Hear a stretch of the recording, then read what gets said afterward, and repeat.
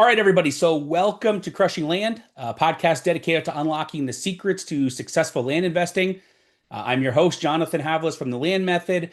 And each time we do this, we tackle a different relevant topic, bringing you insights, strategies, expert advice to help you thrive in the land investing world. Now, one thing that we say as a disclaimer is unlike some shows where the hosts claim to implement every new idea immediately, that's just basically for dramatic effect. It's more than just about action for action's sake here. We often have special guests that join us, like today, for these longer live sessions, providing unique perspectives, expert knowledge, and our goal isn't for you to emulate everything that you hear here, but is rather to be able to hear these success stories, you hear these innovative strategies, these golden nuggets, and that others have found effective.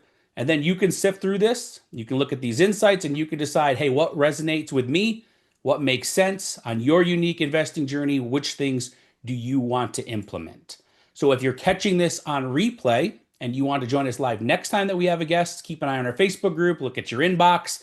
We send out notifications weeks in advance, so you have plenty of time to participate in real time. So today we're joined by Craig Kaiser, the president and co-founder of LandApp by LandGate. With Craig's extensive experience in energy development, he created LandApp, the ultimate property due diligence tool and marketplace that helps you to discover hidden potential in your land. So what are we going to focus on today? Well, how LandApp can instantly show you if your land is suitable for energy or data center development, how to monetize your land beyond just infill lots or owner financing, how to get your properties in front of developers paying top dollar, how to create passive income and equity from the same property, and doing so even for decades. So others out there, as you guys are aware that are watching this or listening to it, are basically chasing the same deals. Flipping to builders, trying to make cash flow through owner financing, finding motivated sellers, all of that stuff that we're all familiar with. But today we're here to show you how to stand out, how to add value to land by leveraging exclusive data, finding qualified buyers fast, and unlocking a whole new level of passive income. So these are exclusive insights from someone who knows land and the energy markets inside and out. And as a reminder for those of you that are here live with us, this is interactive. You can ask questions to Craig. We're going to have a discussion right now, me and him, for a little while, but feel free to put your questions in the chat or at the end. We'll let you unmute yourself. We'll let you turn your videos on, and you're welcome to ask those things yourself. So that being said, let's get into it, right? Let's ready to crush this new aspect of land investing. So Craig, first off, thank you so much for joining us. I personally have to say that I'm very happy to have you here today. I've been in land investing, for about 15 years now, and this is something that I personally was familiar with. Obviously, I see it out there. Wasn't a whole lot sure about like how to actually go about it. Thanks to conversations that we've had, I've actually like pulled some specific lists and things like that in areas that I don't think a lot of people would necessarily work from the traditional land investing aspects, but because of what you and your company have shared and what's available. So I want to thank you for joining us. I'm sure the audience is going to be excited to hear about that. So to jump into it, let's get into a little bit just about an introduction for you and your background, because everybody wants to know who they're working with. So you've worked across multiple energy development companies before you founded LandGate. So can you share what originally sparked the idea to bridge those things together, the energy and the land investing aspect? Yeah, I mean, I'll kind of come full circle on it, or I'll try to where I got to today. I'm from a rural part of the United States, so growing up, most of my friends or most of the jobs I had growing up was very rural agriculture based. So I'm from an area where people are very tied to the land. That is their asset, right? It's not like in the city where most of the people have their value or their net worth tied up in 401ks, things like that. Where I grew up, you know, farmers keep investing in the farm, ranchers keep investing in the ranch, and they keep growing their land asset, and that's their asset value. So that's kind of where I grew up, but I wasn't a farmer and I wasn't a rancher. I grew up in the oil and gas industry, which is still tied to land, right? You got to have land to go ahead and develop assets and things. So I kind of, leaning on where I grew up and my background, I went to work and went to work for energy resource companies. So raising a lot of capital and to again tie this to full circle, why we're here talking with you with land investors, we have a major problem, whether we were looking for solar locations, oil and gas locations, carbon credit locations, now data centers. Everybody kind of had the same problem, and it's finding suitable sites to develop their resource.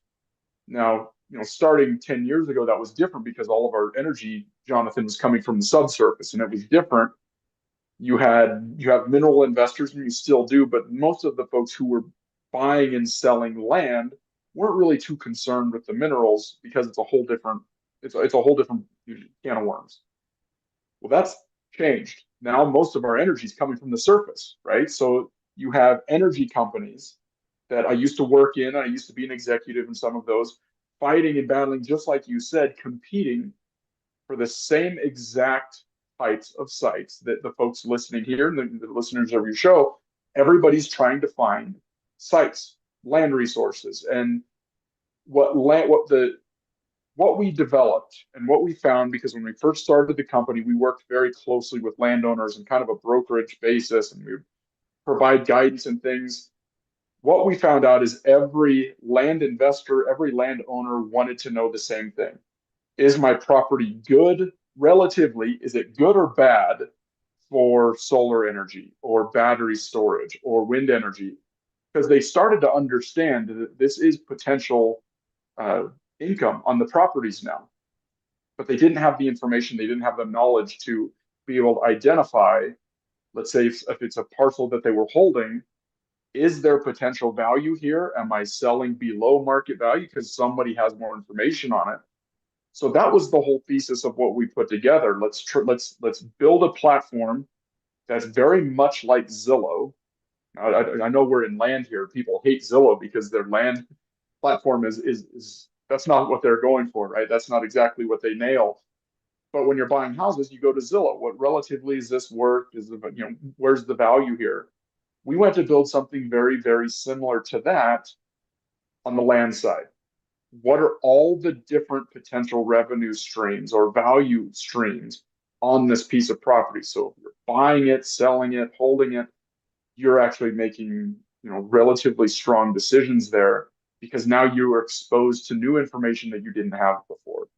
So that's really the idea. It was to get information out to the consumer base to understand what is on the land that they're either buying or they currently own. So that's kind of the thesis of it, Jonathan. That's how we got to where we are today. There are At this point, there's tens of thousands of landowners who have gone to our website, gone to LandApp, and looked at their property and got an analysis very quickly. 0 to 100, how good is it for solar, wind, battery storage, data centers, all of these different things. And what's kind of unique about our platform, and again, I don't want to come off as salesy. I'm here to provide information as best I can. And like Jonathan said, you guys ask questions whenever you want. I enjoy answering questions. Um, what we found early on in the company, Jonathan, is once people become knowledgeable about these additional revenue streams on their property, they didn't really know where to go, right? They don't have a Rolodex of folks in the energy industry. So what we did is we created a marketplace on top of that. Not a brokerage type, commissions based type marketplace. It's truly open where people see they have a piece of property and they own it or they want to pick the property up. Maybe they have it under an option and they're getting ready to purchase it. They have a way to go ahead and market that property for either selling it or leasing it specifically to those type of resource developers. So they buy, Jonathan, you buy a 150-acre property down in southern Texas, and you bought it because you found out that it's really good. It's a really good site, potentially for a data center or a solar farm, or maybe even both. Once you have the property and it's yours, you can actually self-list that yourself. It goes into land. It goes into the LandGate side of our organization that's used by some of the world's largest energy developers, solar company developers, things like that.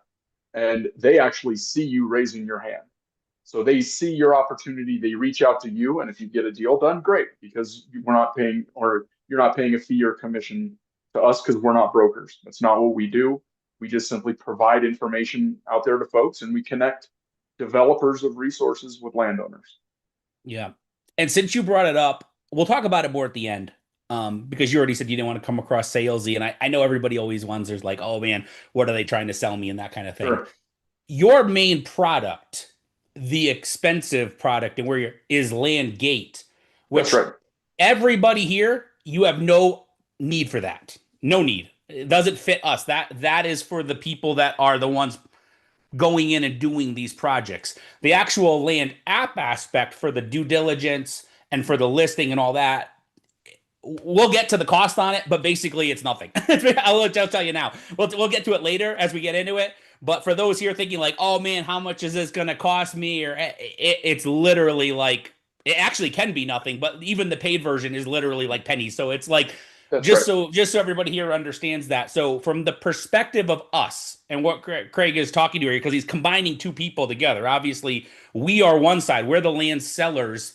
We're selling them to the people or leasing it or whatever to the people. They're the ones paying the big money for this information and to find those properties to you. But for us, it's actually a very low cost margin, nothing to get in front of them. So that's a huge point. And again, we'll talk about that more. But we just want to like let everybody know that right from the beginning because we don't want people dropping off and being like, oh man, this is going to be some expensive thing that and nothing like Yeah. that at all. This is straight up information.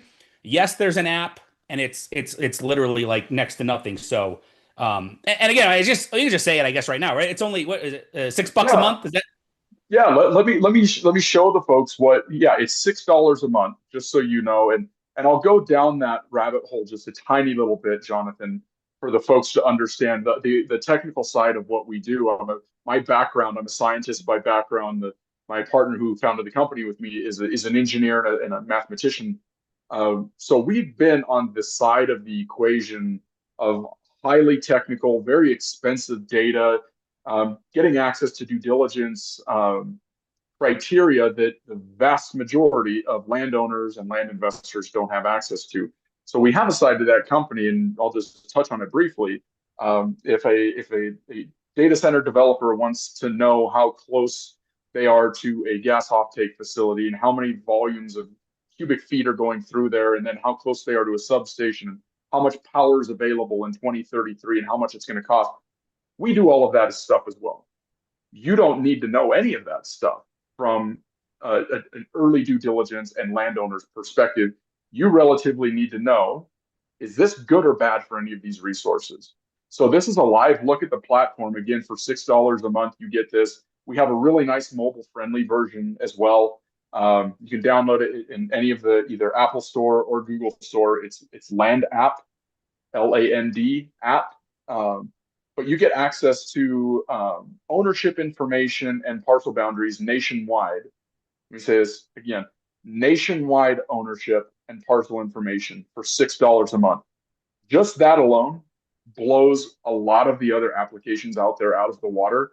But that's not what's special about us. What we do that's special is, like I said, we're going to go ahead and tell you for every single parcel in the United States, relatively, what does the value look like? So I just click on this rent. I've never looked at this piece of property before in my life, but I can see that from a 0 to 100, here's the relative land value, solar energy value. Looks like the solar energy value is very high. I'm going to find out why very quickly, though, here. I'm going to click this solar energy portion, and I'm going to go ahead and click on this buildable acres. It's going to show me out of the 54-acre parcel that exists there, I have 51 usable acres for potentially putting solar panels on this property.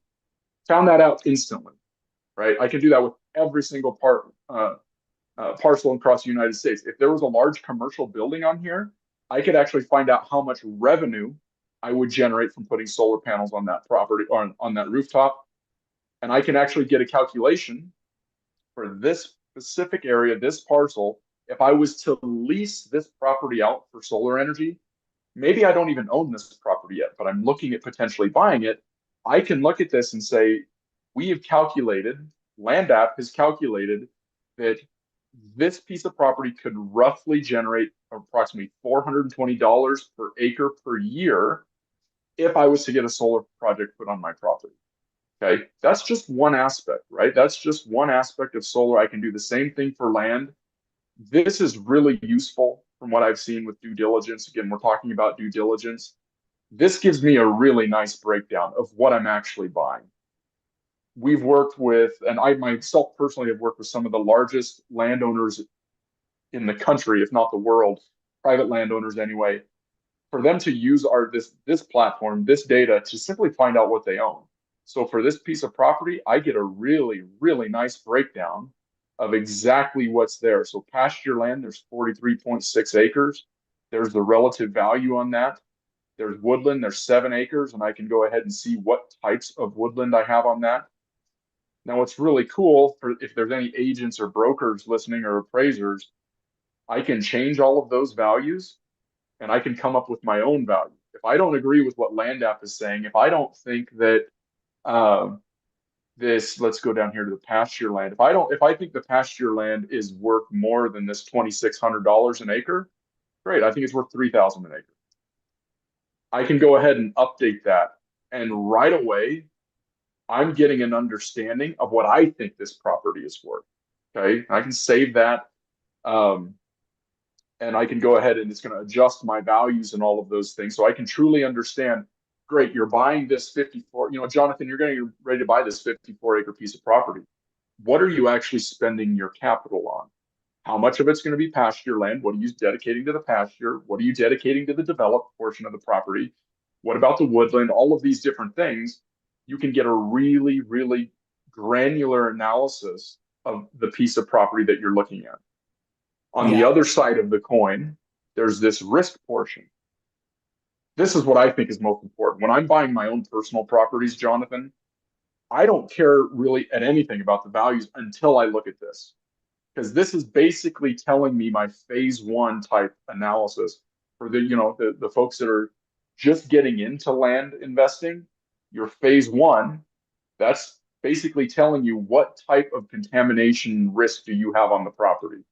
Usually once you're under contract and you're starting to negotiate, then you might go out and get a phase one because it's expensive. This information will tell you that straight away. It's going to tell you if there's an abandoned oil and gas well, if there's an underground storage tank, if there's a Superfund site, if there's been a toxic spill. It's going to tell you all of those things, and it's going to tell you from 0 to 100 how dangerous is that spot. So you get all of that information as well. Again, you get this for $6 a month nationwide, unlimited parcels, unlimited exports. I can go ahead and kick all of this information out and I can send it to myself, my cousin, my investor, whoever. And all of that information is going to be customized and put into a really nice PDF.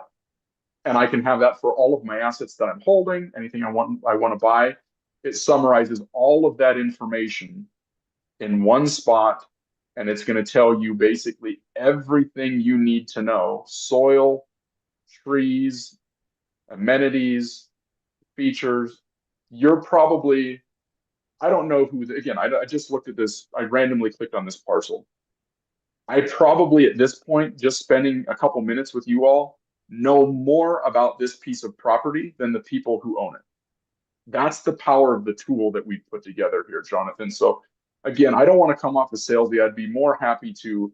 I'd love for folks to sign up and become more powerful using the tool.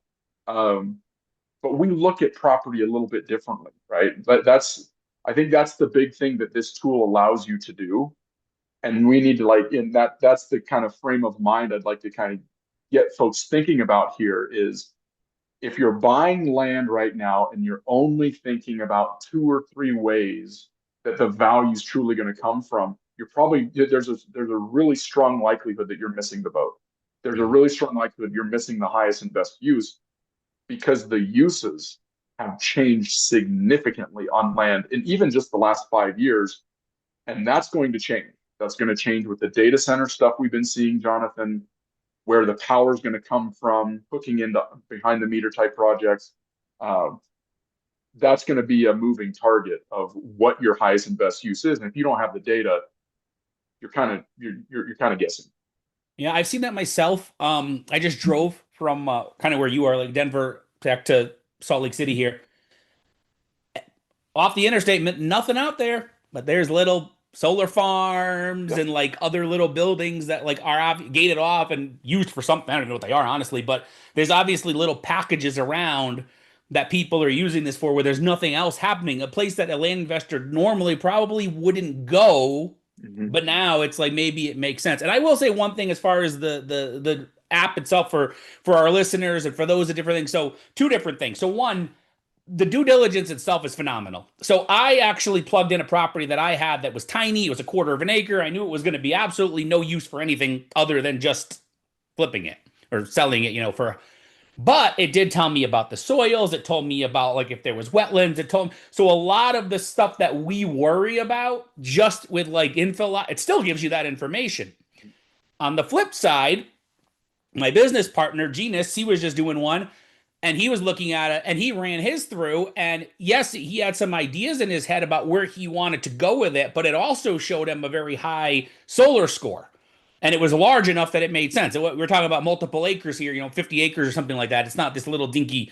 So that caught his attention. Now he's investigating that. So he's got a couple of different strategies that he's looking at, you know, uh, with the same property instead of just going in with maybe his original thought. Now it's like, oh, I've got two or three things that I can pick through here and see what's my best potential, what's going to get me what I need the most, what's going to get me the most money, maybe long term. I mean, there's obviously, we'll talk about this, but there's some potentials with these things where you don't even give up ownership and you're just leasing it. At the end, you still have the property Hmm. and you can do something Yep. else. So there's a whole lot of new things that come into play. So that's huge. You talked about a little bit, so let's just really quick on this. Myself included. I mean, I've seen it driving around, but a lot of people are new to this space. Not land itself, but like what we're talking about here. Sure. How big is the energy and data center land opportunity compared to maybe traditional land investing? Obviously, traditional land investing has its place because there's, Hmm. like I just talked about, quarter acre lots and half acre lots and all that stuff all over. But when you start getting into some of this larger stuff, for years there's been people out there that talk about like just selling off desert squares for recreation. That's all they ever talked about, Sure. right? And it's like, so how big is this space now compared to that Sure. traditional, I thought? Yeah, I mean, we've ran some market analysis on this before, and there might be some numbers out there that look at it differently. But we see from traditional land, from a year to year, what transacts of just like you said, a row crop land or pasture land or recreation land is roughly, I think, is close to 700 billion to a trillion a year. That's a huge number. That's a big number. But compared to the rest of real estate, it's really not substantial. I mean, you have um, commercial real estate, which has come down the last couple of years, but you're up around, I think, closer to 17, 20 trillion a year or something. Somewhere it could be around there. Don't quote me on these numbers, but we look at the energy opportunities since it's now no longer coming from the subsurface, it's now coming from the surface. All of that capital that you used to see and you used to hear about, the oil and gas industry and the energy industry, and it's its own thing. It had nothing to do with real estate. All of that capital then has shifted into renewable energy, and now you can magnify that even more with data centers. Okay, so what we're seeing every time you see a press release about a new meta data center or AWS or anything like that, it's in this conversation. That's where it starts. The opportunity dwarfs what we would traditionally see as the opportunity with land and land investing. And I'm glad you brought that up of because this is a real story. A user probably very, very similar to the folks in this call um, would have never considered themselves an energy investor. Had a fund, a fairly small fund, $5 to $10 million that he would invest every year to buy and flip property. Right, that's what he did. He got a subscription to LandApp, and he found a section, one of these desert squares, a 640, a square mile. It was in northern New Mexico. He looked it up on LandGate. He saw the opportunity, and he actually found the listing on LandGate because you can find property that are self-listed by landowners there. Landowners can post their stuff for sale if they want. He found something for sale. Genius move. He put it under an option to purchase. It was a 2 or 3 month option to purchase. So he had the property under control. He went ahead and listed the property for lease on the platform on LandGate. He knew nobody in the industry. He knew nothing. He knew nothing more than that property scored really high on the solar value. So he went ahead and put it out there, raised his hand. He got himself into a solar lease. When panels get put on the property, he's going to earn, I think, 2 or 3 times more per acre per year on his lease than what he bought the property for, fee simple, outright. That's because he simply saw a different opportunity. And then it's probably going to be a 30-year lease.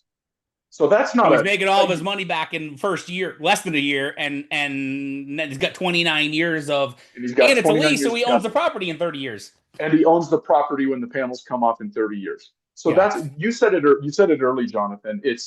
And I hope people get this out of this call, is that yes, your business model of finding raw land or property and getting it at a good price and being able to flip it, a lot of that isn't going to change. I'm hoping that people can understand here that there's other ways to monetize the property other than just flipping it. And it could be far more lucrative than flipping it for a 10, 15, 20% increase on your value, right? So that's that. If we get that across, then I think we've done our job in the conversation. But again, people have to start considering that maybe the best opportunity, and a lot of these things where this development's happening, this isn't recreational type property, right? This is the ugly pieces that people don't really want to touch. I just so folks know, I do teach a course with the Real Estate Land Institute. So a lot of land brokers and things like that, they've sat with me for 2 or 3 days to learn how to look at property in maybe a different light. That's something that they're doing, is now looking at property, the ugliest pieces they can find.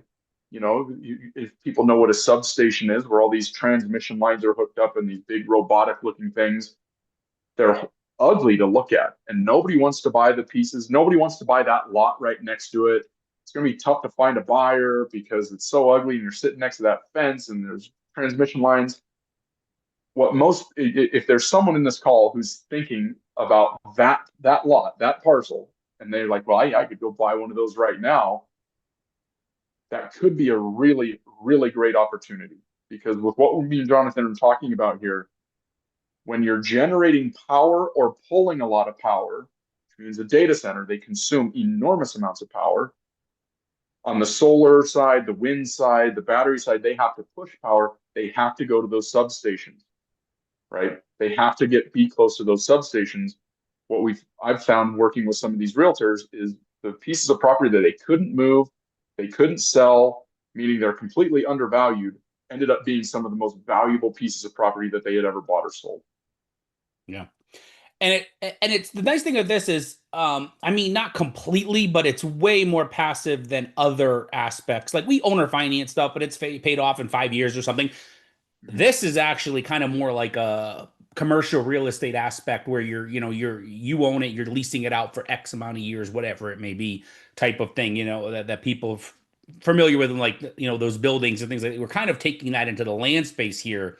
You can still sell it if you want, but it's just an extra aspect. And it's truly like you just that example you gave, the guy's got his money back in months, and now it's like it's passive for 3 decades. And so and there's so much out of that. So we don't have to spend a lot of time on this, but let's just break this down a little bit. So first off, types of land that are actually valuable for energy development. I mean, what size and up would you say? I mean, obviously that varies, but generally speaking, I mean, you want to be looking at what and up. When we first really started expanding deeply into renewable energy, this was about 4 years ago. It was when people would ask that question, we'd say, you got to be above 20 acres, 20 buildable acres. Like we saw when I clicked on that parcel, there's the parcel, how large it is, but there's how much is usable, right? And LandGate tells you that right away. But 20 buildable acres was the answer 4 years ago. That has actually came down significantly. Back then, 4 years ago, these were large solar farms that you needed substantial pieces of property, 20 acres, but there were some that, thousands of acres. That's not exactly the people just getting into land investment. You're probably not going to be flipping 1,000 acre parcels, right? You'll get there eventually, but not to start. Now, what we're seeing, Jonathan, we're seeing what's called community solar, behind the meter type solar applications that are much smaller, an acre plus, and if they're in the right spot, they're close to in those cases, Jonathan, we've seen, and again, to use the term community solar, they don't actually have to plug into those big ugly substations, right? They don't even care about that. They need to find a place where there's either a community that's going to buy that power directly from the project, or there's a local factory or shopping center or something that is going to within the community is going to be purchasing that power. So you can go down to fairly small parcels there. So the folks listening, and they've tried every other avenue. Can we put duplexes on it? Can we do this? Can we do that? All of the kind of traditional things that you would look at for vacant lots. This is an opportunity for them to do that. And you're going to start seeing not only that and we're seeing that on the solar side, but you're going to start seeing that on the data center side as well, right? When we see Yahoo News or whatever it is talking about new data centers, you're seeing about these big hyperscale data centers that are 500-acre parcels, 1,000-acre parcels. My prediction, I think we're starting to see this in the market, you're going to start seeing what we're calling micro data centers, areas where, because the future is going to be self-driving cars, it's going to be deliveries with autonomous drones, things like that. The latency, Jonathan, when you're driving your self-driving Tesla, it cannot be sending information back and forth to Loudoun County, Virginia, where the majority of the world's data centers are located in Loudoun County. The latency is too long for your car to be driving itself. So what we're going to start seeing are much smaller and a far greater number of data centers that are within communities, within cities. So the latency between the cars and the drones and your Google glasses or Apple glasses, whatever they are, the latency has drawn down so much that it's actually very close. Very similar to what you see with cell phones, right? But you're going to start seeing that. So back to your question, what is the size that you're looking at here? In my opinion, if you have something that is an acre or above, you need to be looking at some of these other opportunities. Down to the lot like yours, I mean, there's still great application there. It's a 1/4-acre lot. But what's there? I see on the small lots, the risk indexes that we put out there, that's very valuable to know. I don't care if it's a 100th of an acre lot or a full acre lot. I want to know if there's an abandoned oil and gas well. I want to know if there's an underground storage tank. I want to know if there's a Superfund site down the street. I want to know all of those things because I want to try to hedge my investment as best I can. So it applies, the app, what we built applies to every single size, but you really need to start digging in and thinking about these other opportunities when you get, an acre above. Yeah, it's interesting you said that because I just mentioned my drive last week, driving through the desert. I tell my wife that when we were looking at it, we saw the little solar farms, like one here, and then a few miles down the road, another one. And I said, I don't think those things are sitting on more than an acre of land, or at least the space that they're taking. They were small little, just, I don't know, just small little block boxes, like a square that's sitting on the stone or sand or whatever, out there, the soil. And then, 10 minutes down the road, there's another one. And then there's another, and they're just kind of sporadic through there, but they're not on like massive acreage and things like that. And to the due diligence point you made, I will say, like on the smaller stuff, like the lot that I used it on, it was really good for the soils because it was surrounded by a whole bunch of wetlands. And it touched ours, but not enough to affect anything as far as like buildability or anything like that. And so when people came in, they were like, oh, this area is all low lying. And it's like, yeah, except for these few lots.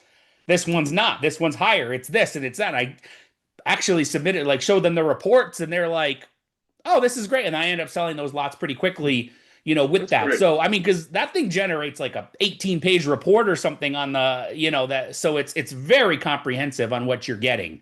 So that's huge. Um, how about the demand? Like, what do you maybe what's most in demand right now and what you see coming into, 2025 is almost over, coming into 2026? Because we've talked about solar. You talked early on a little bit about wind. You mentioned battery storage. You've mentioned data centers quite a bit. Mhm. I'm sure there's others. So what Yeah. are you saying as far as where the demand is, what people want, what your projections are? Somebody just type 5 to 10 year projections, so you could even go with Yeah. that. You could say going into 2026 and for the next decade. So I'll try to shine a crystal ball up that may or may not work, but I'll give you the best one that I have. Um, I think what we've been seeing over the last 8 years is a pendulum shifting just back and forth between federal policy that's going to try to push one side of the other for energy policy. I'm not advocating for either side of it. I think a pendulum swinging like this is not good for the economy in the first place. But what we're seeing right now currently is that solar is not going to go away anymore. It's not the easiest time for solar developers because of some regulations and things like that. But that's not going to go anywhere. So that's currently what we're seeing. It's not what it was as far as capital going into it that we saw a year ago, 2 years ago, 3 years ago. But it's not going to go anywhere at all. Battery storage and data centers are hot as can possibly be. There's not enough. There's far too much capital for the amount of sites that they need.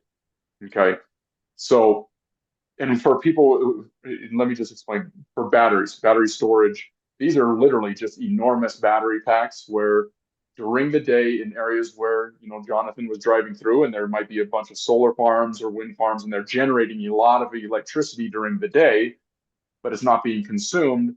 They'll take that power and they will store them in these battery storage projects. Okay. So then at night, when we all go home and we turn our lights on and turn on the oven and we start charging our cars, here comes those electrons back onto the grid. So those projects, or what we call battery storage projects, those, in my opinion, are going to, for the next 5 years, those are going to be astronomical. The number of them that are needed, and the real, the thesis behind this, we don't have enough power. We don't have enough power. We don't have enough good sites on the market. We have plenty of land, but that land is not on the market. So developers of those resources have a big problem. They have all this capital. They're supposed to execute on it. Their investors want returns. They need the product they need the data centers. We all like using ChatGPT and Gemini and all the other AI tools. We need to continue to develop those resources, but it takes them a long time to get sites, negotiate with landowners, convince them to do a deal, versus that process takes a long time versus a landowner who says, hey, I'm ready to do a deal. I'm educated. I think, yeah, I see that there's value here for a battery storage project or a data center. I'm going to raise my hand. I'm ready to go. Guys, give me a call and I'm ready to do a deal as long as I'm comfortable with it. We're ready to do a deal. So those are two big problems. I don't think those are going to go away in the next 5 years. Will they go away in the next 10 years? I don't think so. I think it's going to be more of, moving on from 5 years on.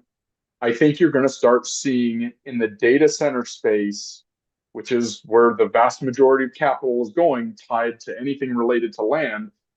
I think you're going to start seeing them go from these very large, enormous infrastructure locations to much smaller, what we call micro data centers. So that falls into the much smaller parcels that we were talking about. These are not going to be 500 acre, 200, 300 acre parcels. These are going to be probably parcels that are being used for something differently right now. Who knows? There's a strip mall that's failing from an economic perspective because who knows? Maybe the traffic has changed within the city, something demographically has changed. Who knows what's going on there? But it's going to be able to, the people who are going to do well in this and really take advantage of it, Jonathan, are the folks that can identify, again, the highest and best use for the parcel, even though it might not be used for that right now. Kind of foreseeing what's going to happen in the future. a lot of these data centers and the batteries, a lot of that stuff's going to start. It all started out in rural America, but you're going to start seeing that stuff start pushing into the cities because that's where the power is being consumed and because of, like I said before, the latency issues. Yeah. So that's my Yeah. prediction, It's Jonathan. gonna all kind of pop up all over the place. I mean, there's just no way Yeah, around it as yeah, things. It makes sense, and I think like it even goes along. I mean, different. It connects. Like I know, like Nvidia, like they were the first uh $1 trillion. Now they're up to yeah, four, yeah, and everything they talk about is for every chip they produce, they got 10 waiting. Like they can't yeah. do it fast enough. So this lines up in I mean, it's the exact same business. It's just a different aspect of that business. So it's like those things are still at a 10-to-1 need. They're only fulfilling. So it's like, well, if that's the case for the chips, then it's also a case for where they're going to put them and what that's controlling, what that chip's behind, all of that. It's the basis for this. So it's like I Mhm. agree 100%. Like it's just and a lot of this is like I said, when I was middle of nothing. I mean, it's just like they're not building out there, not yet. I mean, not that I'm going to see it in my lifetime. We're not going to. I mean, we're talking hundreds of years down the road before. I mean, any sort of building as far as homes and stuff because it's just middle of nothing. But like Mhm. it does have other uses, and that's a huge play. So that being said, I mean, when it comes to rural or recreational land, you talked about that New Mexico, like northern New Mexico, kind of out there. Um, is that a realistic?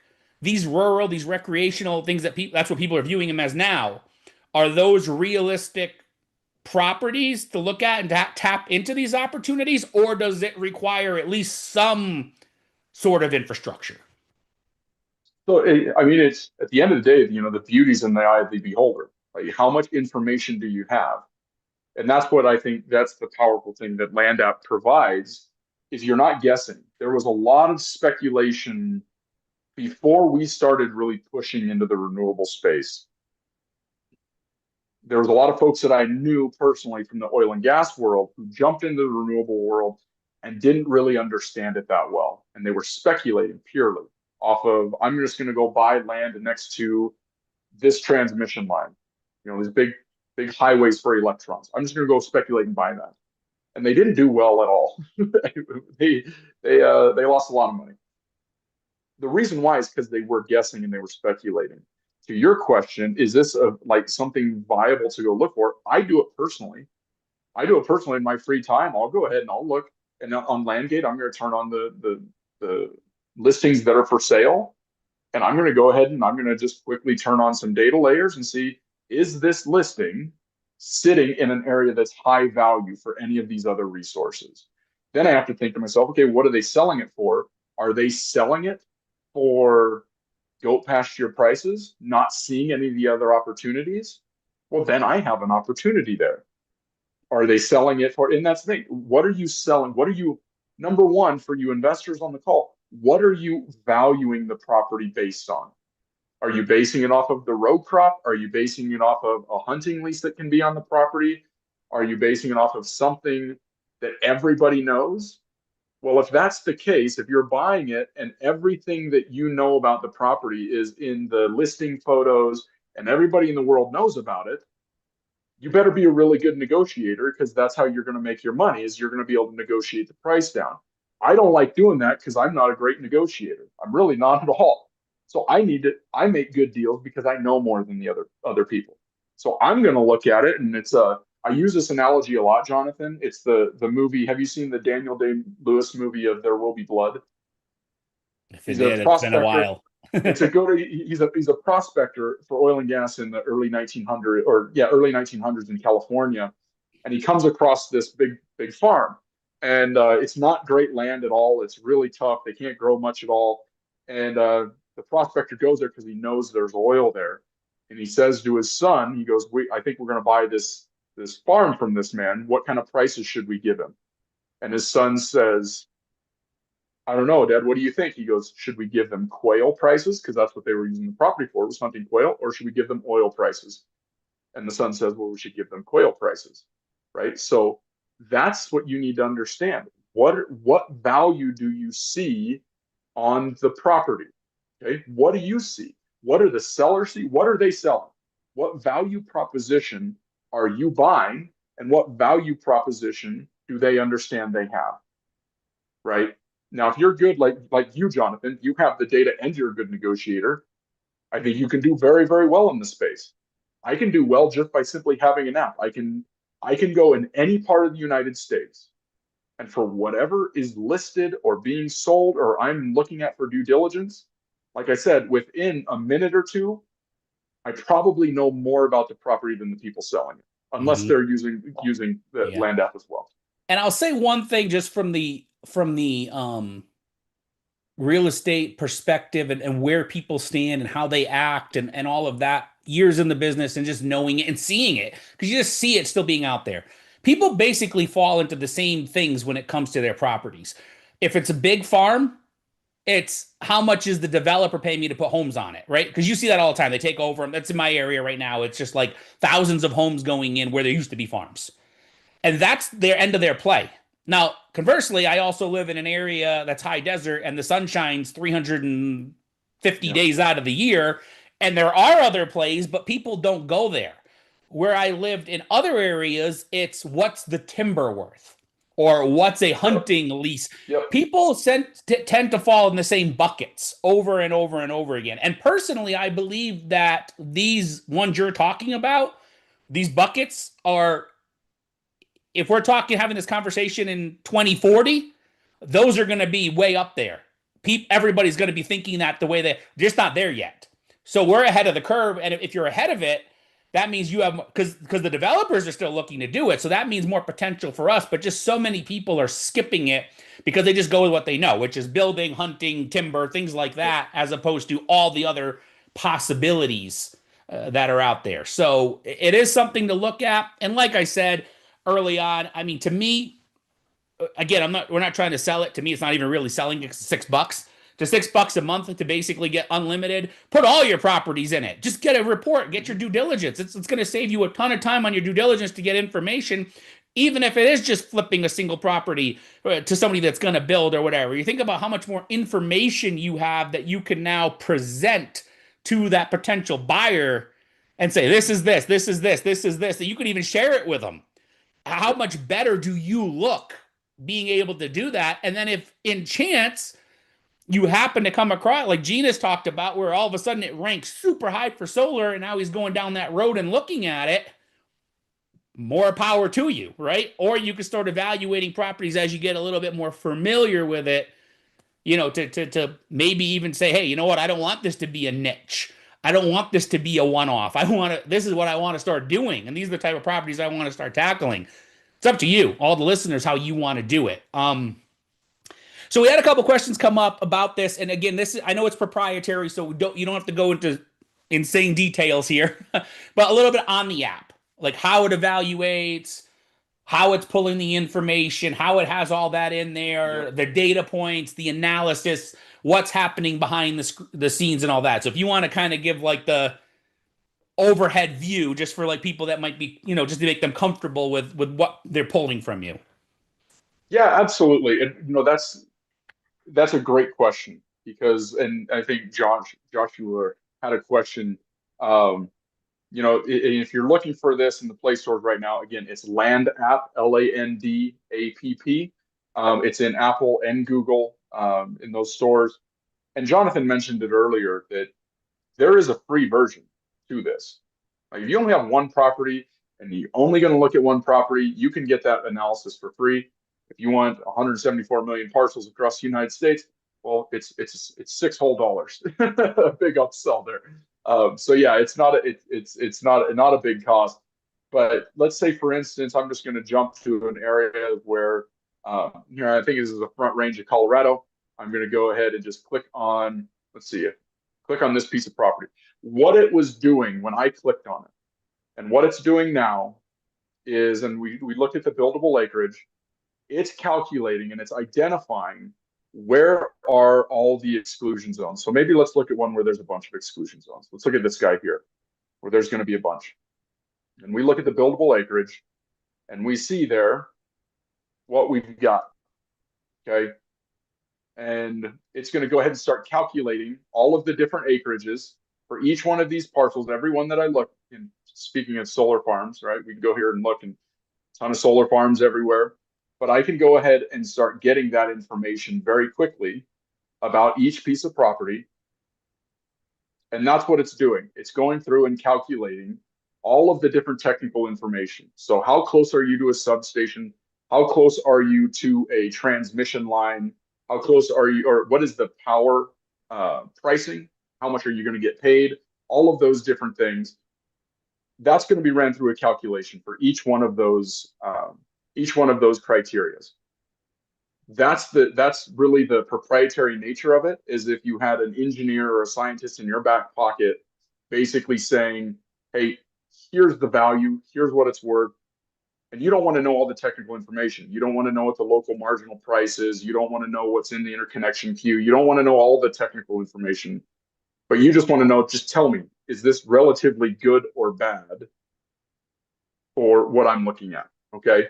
So that's what it does on each one of those. Let's go ahead and we'll look at in these data layers. Here's another one. This is kind of interesting to look at. On the risk side, what it's going to do is it's going to show you, depending on who I'm talking to in the real estate industry, they love seeing this or they hate seeing it. So this is telling you everywhere where you have either a underground storage tank or you've had a toxic spill, things like that. This is helping me understand that. And so that's what we're doing. Our algorithm is going to look up when I click on a piece of property. It's going to go ahead and say, how close are you to this? How intensive the spill was it? What was the contamination? And it's going to give you a score as if you paid an environmental consultant to go ahead and do that for your parcel.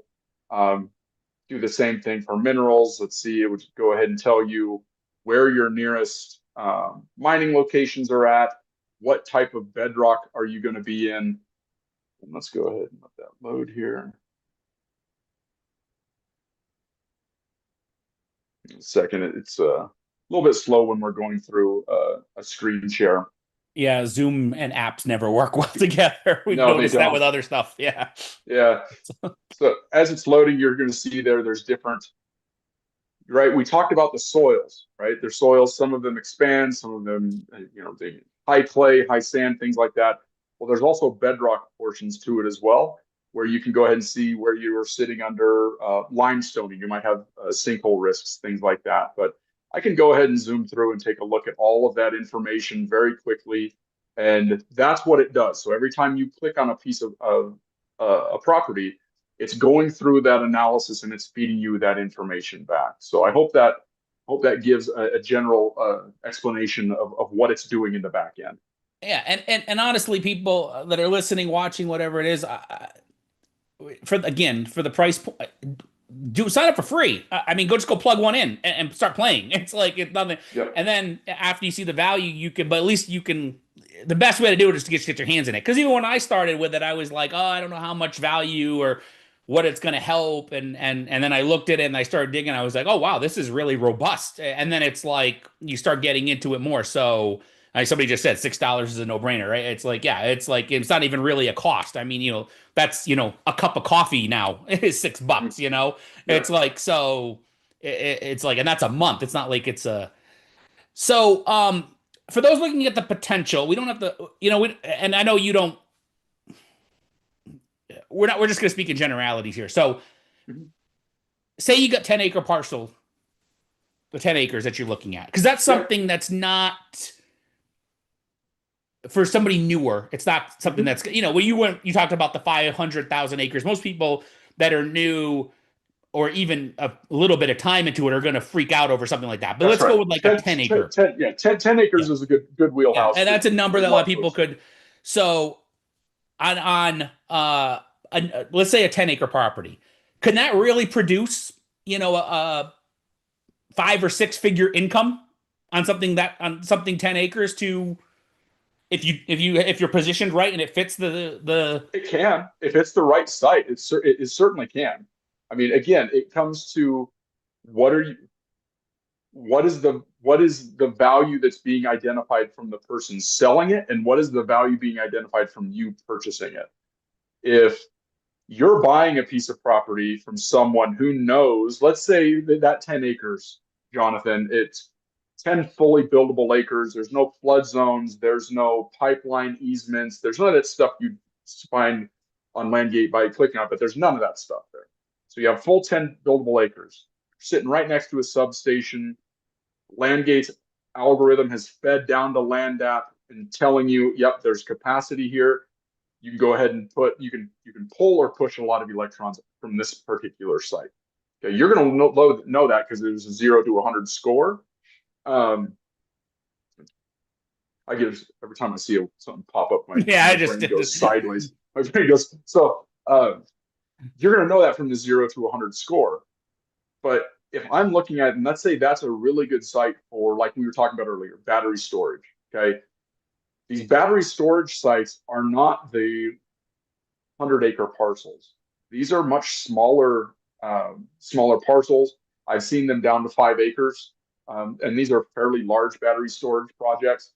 When I mean large, that they can generate a significant amount of revenue, right? Because you're buying the electrons at a low price, selling them at a high price every day, right? So however much you can turn in that machine, the more revenue that it makes.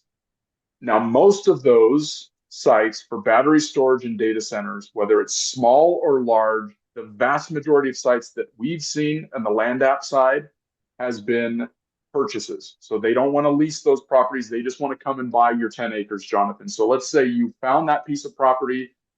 The sellers did not know what they had. They just saw this ugly piece of property and it's surrounded by a bunch of ugly stuff. They can't do anything with it. Great. We found a sucker named Jonathan. He bought the whole thing from us, all 10 acres. Well, you saw something else in the property. Are you going to make, is that like an annuity type of scenario where you probably lease it out? Probably not. You're probably just going to put that on the market and say, hey, I have a really good site here. I know what's here. Send me your best offers, guys. So you're going to go out to all of it. And when you raise your hand on LandGate, all of the other data center developers, they're going to see it. They're going to pick up the phone and you're going to find out what the value is going to be on that property. Yeah.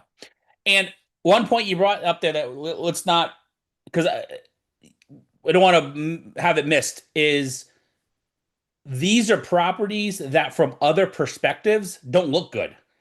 Because That's you're correct. saying, well, it's close to a substation, but nobody wants to have something close to a substation. It's like that doesn't look good.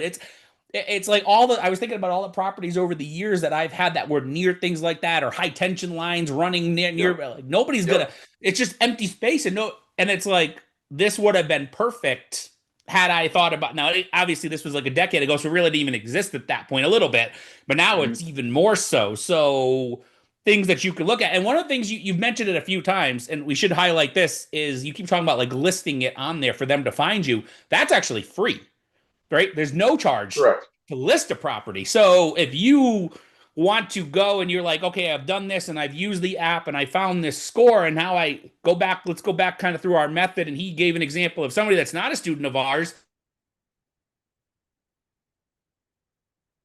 No, I think I lost you. I think I lost your sound, Jonathan. You're on, you just muted. I have no clue. Oh, you're back now. You were going on Some, you were on such a good run.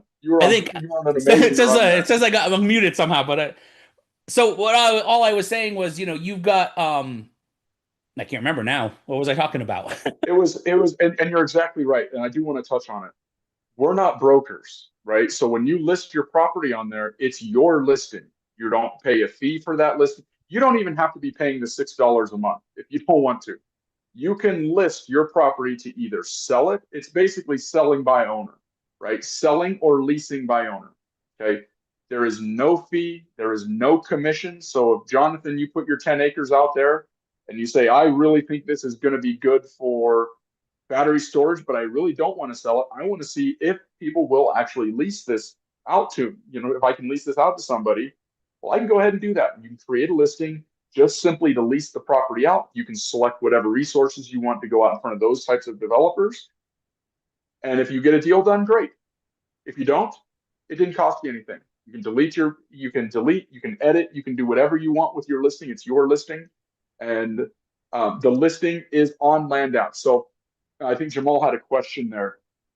There are several listing types that will not go out public on LandApp. So let's use this example, Jonathan, that you have your 10 acres or your 100 acres, whatever it is, and you don't want all your neighbors to know you're trying to lease it out. to solar or batteries or something like that, that's really kind of, it can be contentious within communities. We don't put that out into the public realm of LandApp. That goes specifically to the LandGate side of developers who specifically want that resource. Now they don't like people who are listing those resources for landowners. You don't want that going out public anyway, because you're going to get every Yahoo on the planet knocking down your door saying, "Hey, yeah, I'll lease it," and they're basically trying to hustle you. Mm-hmm. So you'll know when you put one of those listings out there to lease that for a data center or a battery storage or solar, some of the very high value, highly popular type of sites, those are qualified leads coming in. Your phone rings and you had a solar listing or battery listing out there. That's going to be a very qualified lead coming into you. That is a vetted company that has capital, that builds projects, because that's the that's the ugly side of this coin, Jonathan, is that when there's massive amounts of capital that are being deployed, there's a lot of people out there saying that they have capital that they don't have, right? So there's going to be a ton of folks. If you find a really good site, Jonathan, if you find a really good one, there's going to be a lot of folks out there that are trying to do to you what you did to the person who was selling the property in the first place. They're trying to say, "Oh man, okay, Jonathan, he really doesn't know what he has. Let me get him tied up in some sort of weird contract, because I know I don't got any money." We don't do that. We don't allow those folks to be on the platform, and we don't allow them to reach out to the folks that are looking for those types of resources. So I'm glad you brought that up. Yeah. It's a really important point. And that goes back to the original thing for those that missed it at the very beginning, where we talked about where like the bigger platform in this that has no bearing on us, but the bigger platform is the LandGate itself, where these big players are paying the money to be there and get access to those things and see that. That way they can reach out and obviously purchase or lease or whatever these properties.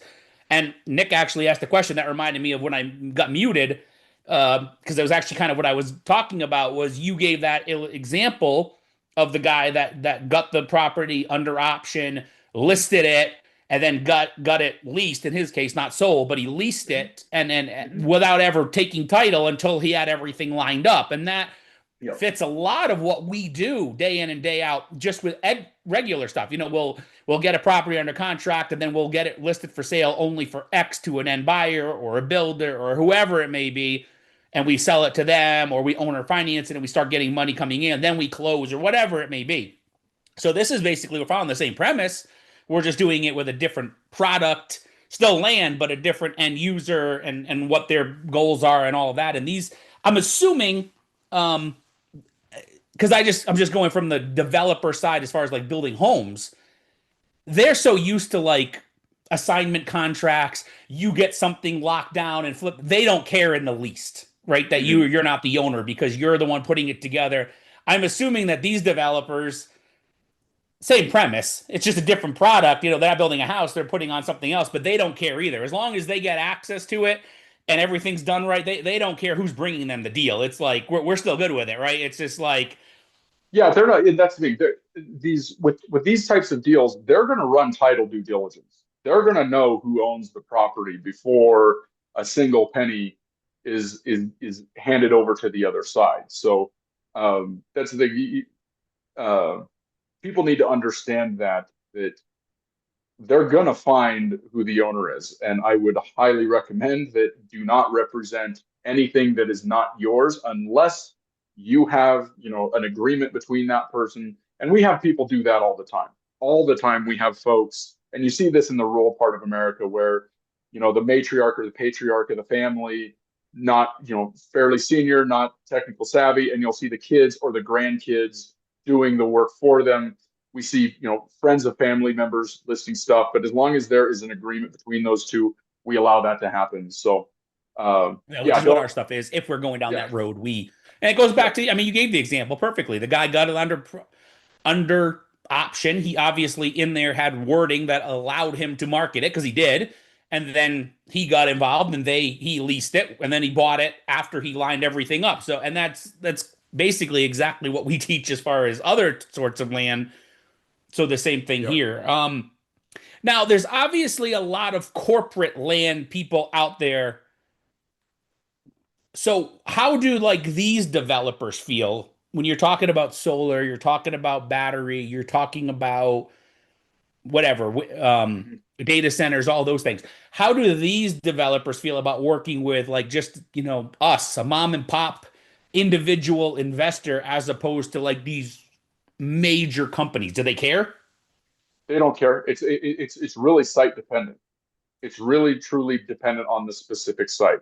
They don't care who it is. They could be Weyerhaeuser on one site. It could be somebody who just bought the property 10 months ago on another, right? It really doesn't matter. It truly is site specific.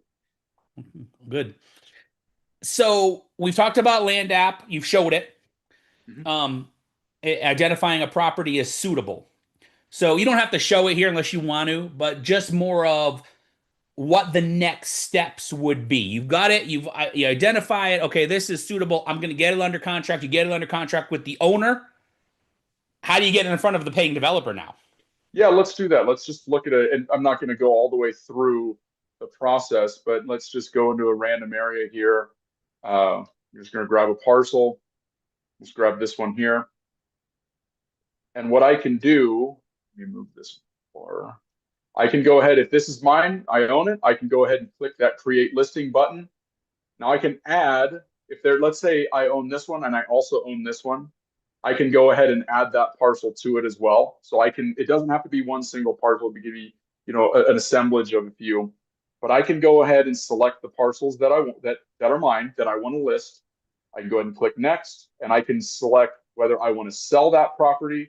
And we summarize what some of these things are. But if you want to sell the property, if I want to lease that property out for resources, if I want to sell existing payments, this is for folks out there that might buy a piece of property that already has a solar farm on it, and you already have those cash flows, those annuities, or you have an oil and gas well on the property. You don't want to sell the property, you just want to sell the oil and gas revenues. You can do that, and that's where that sell minerals portion is there. I'm just going to go ahead and click on that lease resources. Let's say I don't want to sell my property, I just want to lease it out.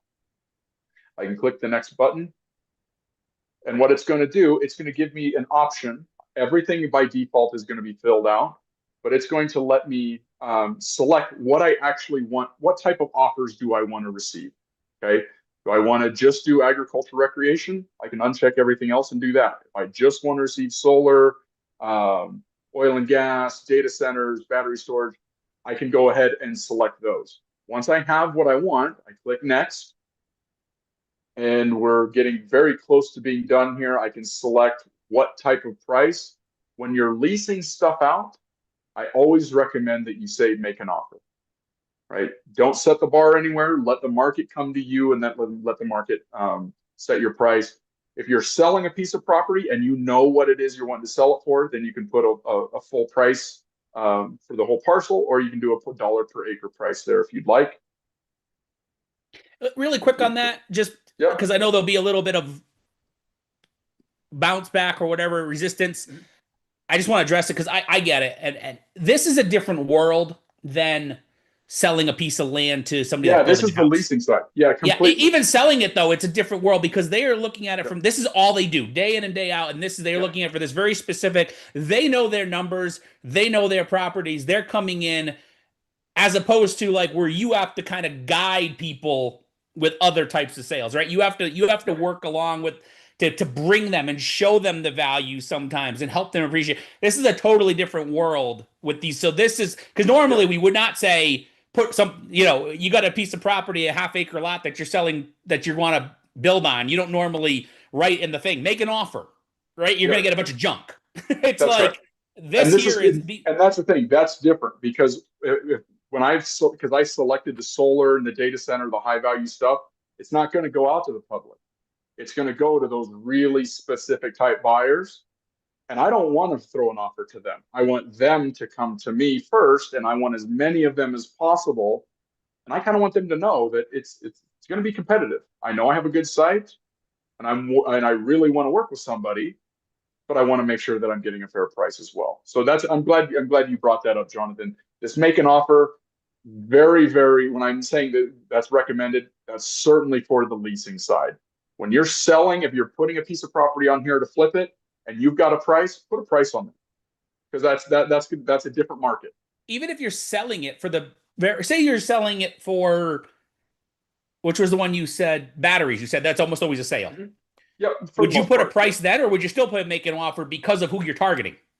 If my target, that's a great point. If my target acquisition individual is going to be a developer or research, and I want them to kind of set the market for me, I would probably always make an offer on those.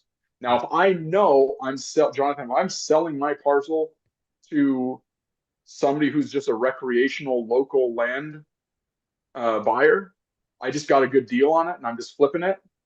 Well, I'd probably put a price on it. Yeah, yeah, Again, exactly. just understand who you're anticipating to buy the property. Yeah. And that's the biggest thing, I think. Know your buyer. That's like I said, Yeah. if you're going to it where you have to guide them along the way, but if you're dealing with somebody that knows their stuff inside and out and is using it for this very specific purpose, Yep. that's a big difference.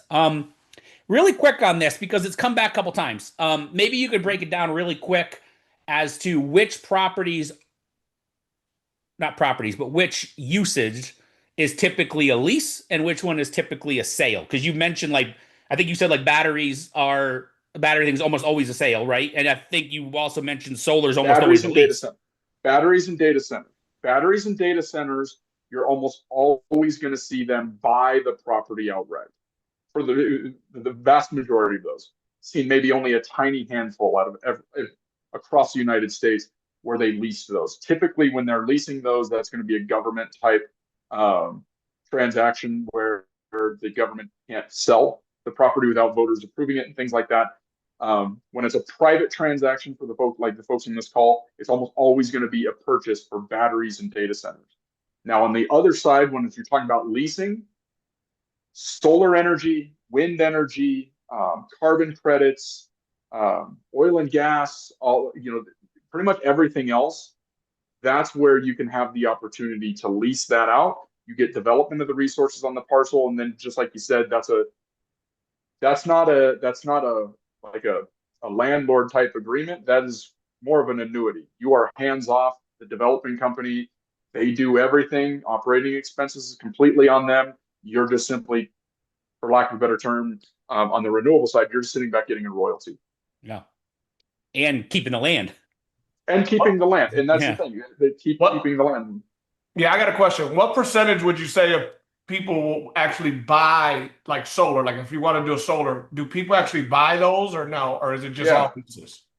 No, there's very specific buyers who will come in and buy, just like there's very specific buyers for oil and gas minerals that they buy from private landowners. There's very specific buyers out there for people who come in and buy the lease payments and the rent payments from solar farms and wind farms. So we've had hundreds of these folks across the United States self-list. We were panning through the map there, Genus, and you saw all of those parcels with solar farms. We've had those landowners list their parcels, not to sell the property, but to sell their rental payments, sell their lease payments outright. And there's buyers specifically for those that are on the platform. They see the opportunity, they reach out, and they will buy. And then, I mean, we could do a whole hour and a half on how that works. But they'll buy the actual rent payments out. Basically, that annuity, they'll buy that cash flow at a discounted cash flow basis. They'll buy that out, and believe it or not, that's a 1031 exchange. The landowner can go ahead and use that revenue as a 1031 exchange and buy another piece of property without ever selling their actual property. That's not, I mean, that's a normal transaction in regular real estate. Two people, there's note buyers all over. I mean, it's just a different type of note. I mean, it's Correct. it's recurring revenue, but that exists everywhere. I got one more question, and I know nobody probably thought of it yet. If they did it, I haven't saw it. But because the majority of the people here are going to probably have the land under contract, right? Like 40 acres. Like I'm working on 40 acres right now. That Jonathan was talking about earlier. It's got like a 97, 98 for solar. So my thing is, let's say I have it under contract and I say, you know what, I want to sell this thing. What does that look like? Is there somewhere on the app, like if I'm creating a listing, where I can let people know that up front? Look, I don't own it, I control it, or I have it under contract, looking to sell it to do a double close. Because I wouldn't be assigning it, I would still be doing a double close. Yeah, you can do that certainly, and there's people that do. We always advise you, Genus, to be very, very upfront in your listing Yeah, process. So it's actually bringing me to this, right? It's going to default and build just a listing title. You can edit that, you can change all of that, but gotcha. in your listing here, this is where you're going to put a description. I would be very, very specific and open and upfront with Yeah, what is going on with the property here. Hey, you're in control of it, because the folks that are you're trying, again, you know who your buyer is. These are professional energy folks that they have to deal with the folks that are not very transparent on a daily basis, and they weed them out and kick them out, and they'll never do a deal with them again. Right? yep, They have no problem with that because you brought the deal to them. I mean, that's ideally, they love this platform because it saves them so much time to go and find the landowner, get a communication line up and running with them, build trust with them, and then convince them that they should lease their property. That can be a multiple year process. Whereas you've brought the opportunity, they don't care who they pay for the opportunity as long as it's done on the up and up. Right. So just yep, be very transparent about that. And that, I mean, gotcha. honestly, that's true pretty much with all developers, even home developers. They don't Sure. want to spend the time hunting down the deals. They want them brought to them. They have no problem with you making money in the middle because it's saving them time and effort. It's right there in front of them. I mean, there's tons of people that all they do is get properties under contract and flip them to builders all day long. Mhm. I mean, Genus is working with somebody right now that's basically saying, "Do that for me for mobile home parks." Like he wants to drop mobile home park, but doesn't want to go out and source them. Doesn't want to find them. He just wants to have them brought to him. So when you're at that level, and that's one of the things we talk about all the time, the individual buyer, they'll get upset sometimes. You're making money in the middle on me. I don't like it, or Sure. the seller. But the person that's at that high level where they're very specific and they know where they're making their money, it's either putting the building on if you're talking to a builder, or in this case, it's putting the solar farm or whatever. That's where they're making their money. They don't care about the actual piece of property, especially if they're leasing it. They really don't care. It's like the real estate has zero value to them at that point, right? It's like, Yeah, they just don't want five middlemen in between you and your property and them leasing it, right? They don't want, okay, well, now Genus, some guy who's pretending to be a solar wind battery storage developer found you, and they're going to do the same thing to you. It's like, okay, well, I'm going to put you under a lease option, and then we're going to try to flip it over there. So you just don't want the same thing to go there, and that's why we created the platform. It's direct from Yeah, the business, the B2C. It's direct to the two. So that's the goal, is to cut it saves money at the end developer, the person who's actually going to develop the project, because it doesn't go through so many flipping hands. Flipping hands. I didn't mean that. That was we got it it. Yeah, we doesn't got go, it. you know what I mean? It doesn't Daisy go chains. I mean, daisy yeah, chains. It's yeah, it yeah. doesn't it doesn't keep elevating in price. The landowner gets paid a little bit more. The development costs come down. Theoretically, this is the way it should work. The development costs come down a little bit because you've streamlined that market exposure to the site. yep, gotcha. Yeah, and I think that's the biggest thing. Like if you're gonna, and that's just my opinion, also, right? Like for example, if I'm gonna lease this 40 acres, I'm probably gonna buy it or raise the money and buy it and then lease it out that way. That way we control it, own it, the whole 9 yards. I'm not gonna lease something in somebody else's name to make a few bucks, possibly, what I mean? Unless I partner with that owner directly and say, hey, I'm gonna bring you a deal that you're gonna make 50-50 on a lease for this. Right now it makes sense at that point. But that's another idea that we can save for another conversation. But that's another great idea too that I just thought of. So see, you think of Well, things while you're asking questions is good.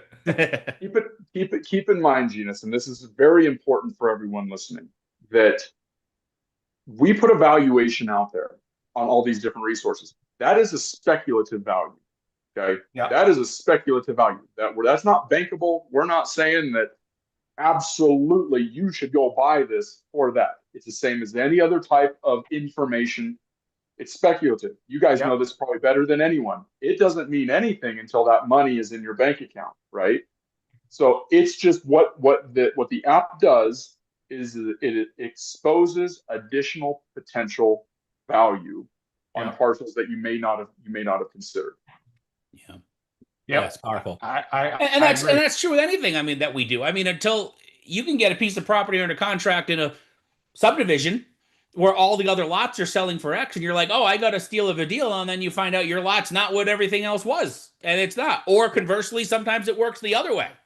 Everything's selling for this, you get it under property, and you find out you've got the best lot there because of a couple of different things. I mean, we've had that happen both ways, so it's the same thing. But it's just more information to help. So we're going to open this up here in a minute to anybody here that has any questions. So you'll be able to unmute yourself and stuff to ask Craig any questions. But really quick, because I've noticed this, and and you've mentioned wind a little bit. I'm curious about the opportunity with wind, because one of the things that I always notice when I'm kind of driving by these wind farms is that the windmill itself is, or turbine or whatever, I don't even know what they call them, but it's sitting on like a, I don't know, 30 by 30 or 50 by 50 pad or something like that. And they're kind of sporadic. And then a lot of times around that, there's farms underneath it or grazing land underneath it. It's like the land around it is still being used for something else, because you can't have them right on top of each other. I mean, they have to have, those things are huge. So even if you've got a bunch of them lined up, there's still big gaps.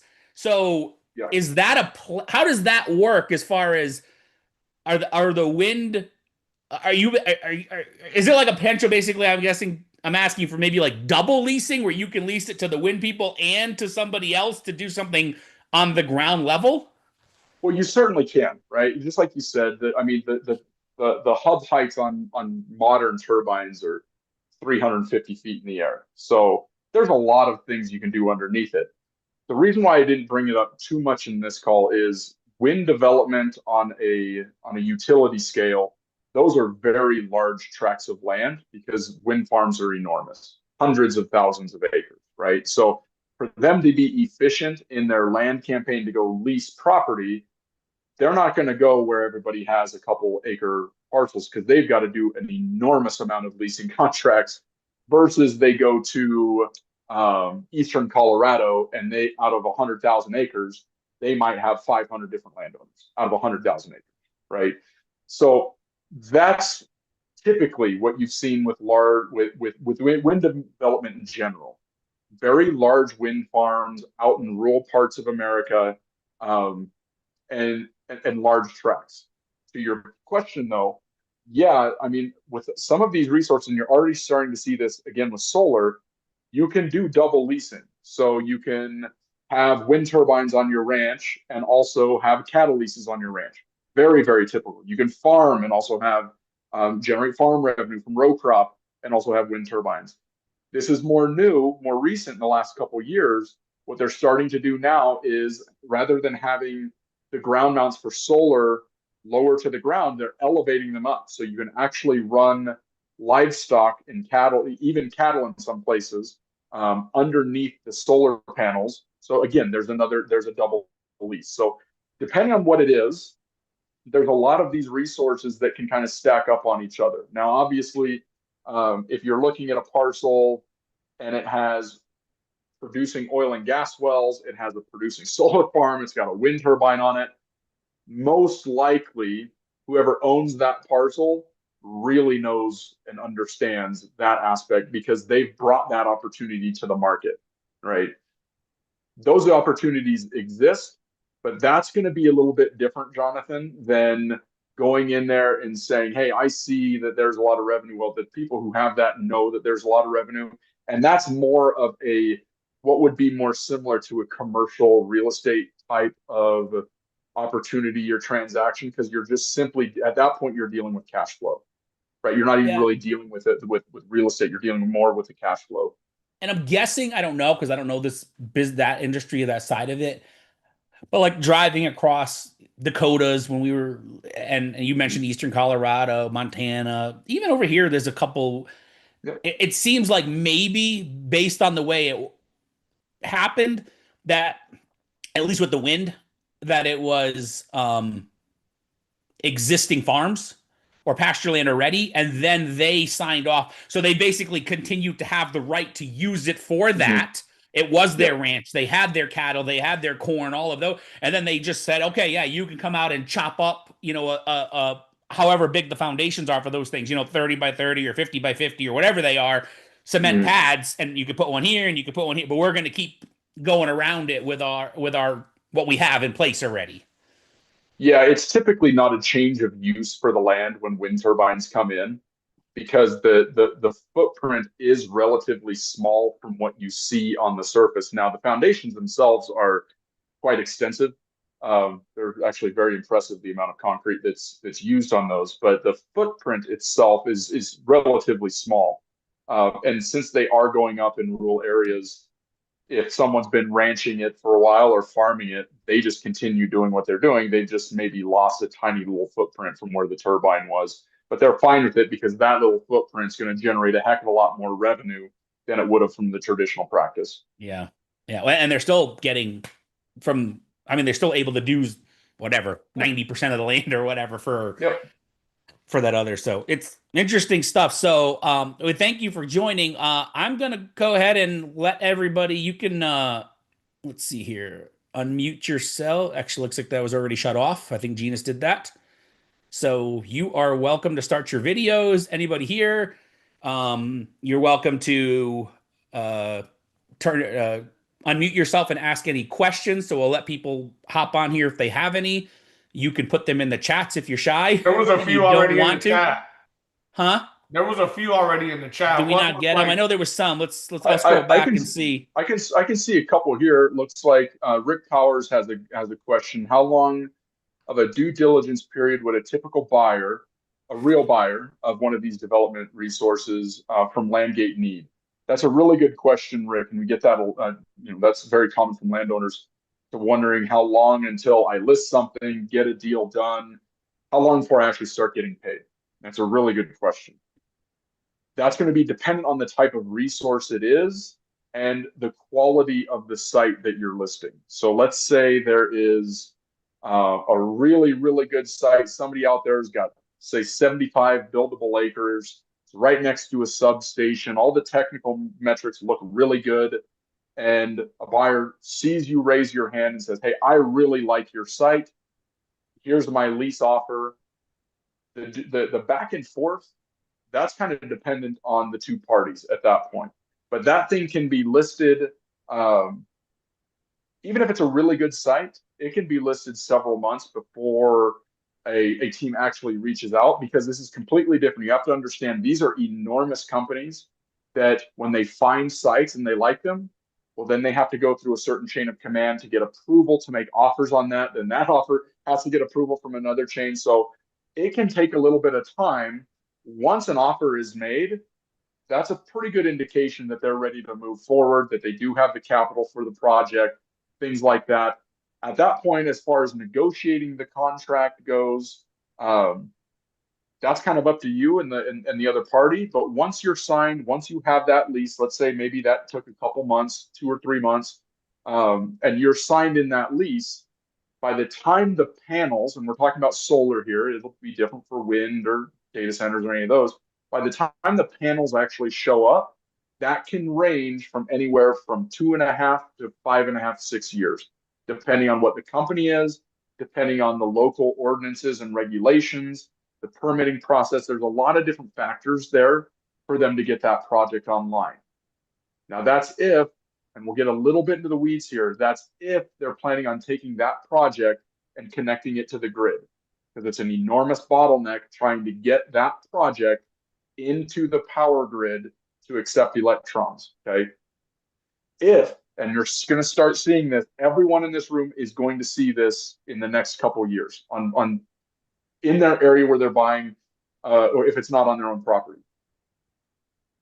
If there's something going on with data centers and there's a planned data center nearby and it's power starved and it has no power, the data center can be thrown up in 16 to 24 months. These things go up like that. It's really hard to find power that quickly. Okay. So Let's say you have a parcel nearby that, and maybe you didn't luck out and you didn't get the data center on you, but you have a piece of property that could work really well for solar. If you remove the bottleneck of having to interconnect that solar project to the grid, and now they have an option to sell their project to Genus Data Center right down the street, that streamlines things much quicker. And in my opinion, you're going to start seeing that happen across the country with solar projects.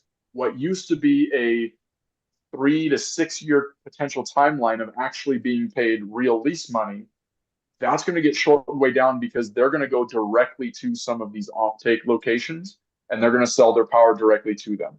Again, that's a lot of technical information, things like that. How do I get involved? You get involved by raising your hand and bringing the opportunity to the market. That's for all of the technical folks to work out. Your opportunity is saying, hey, I have a site. It's good. It's viable.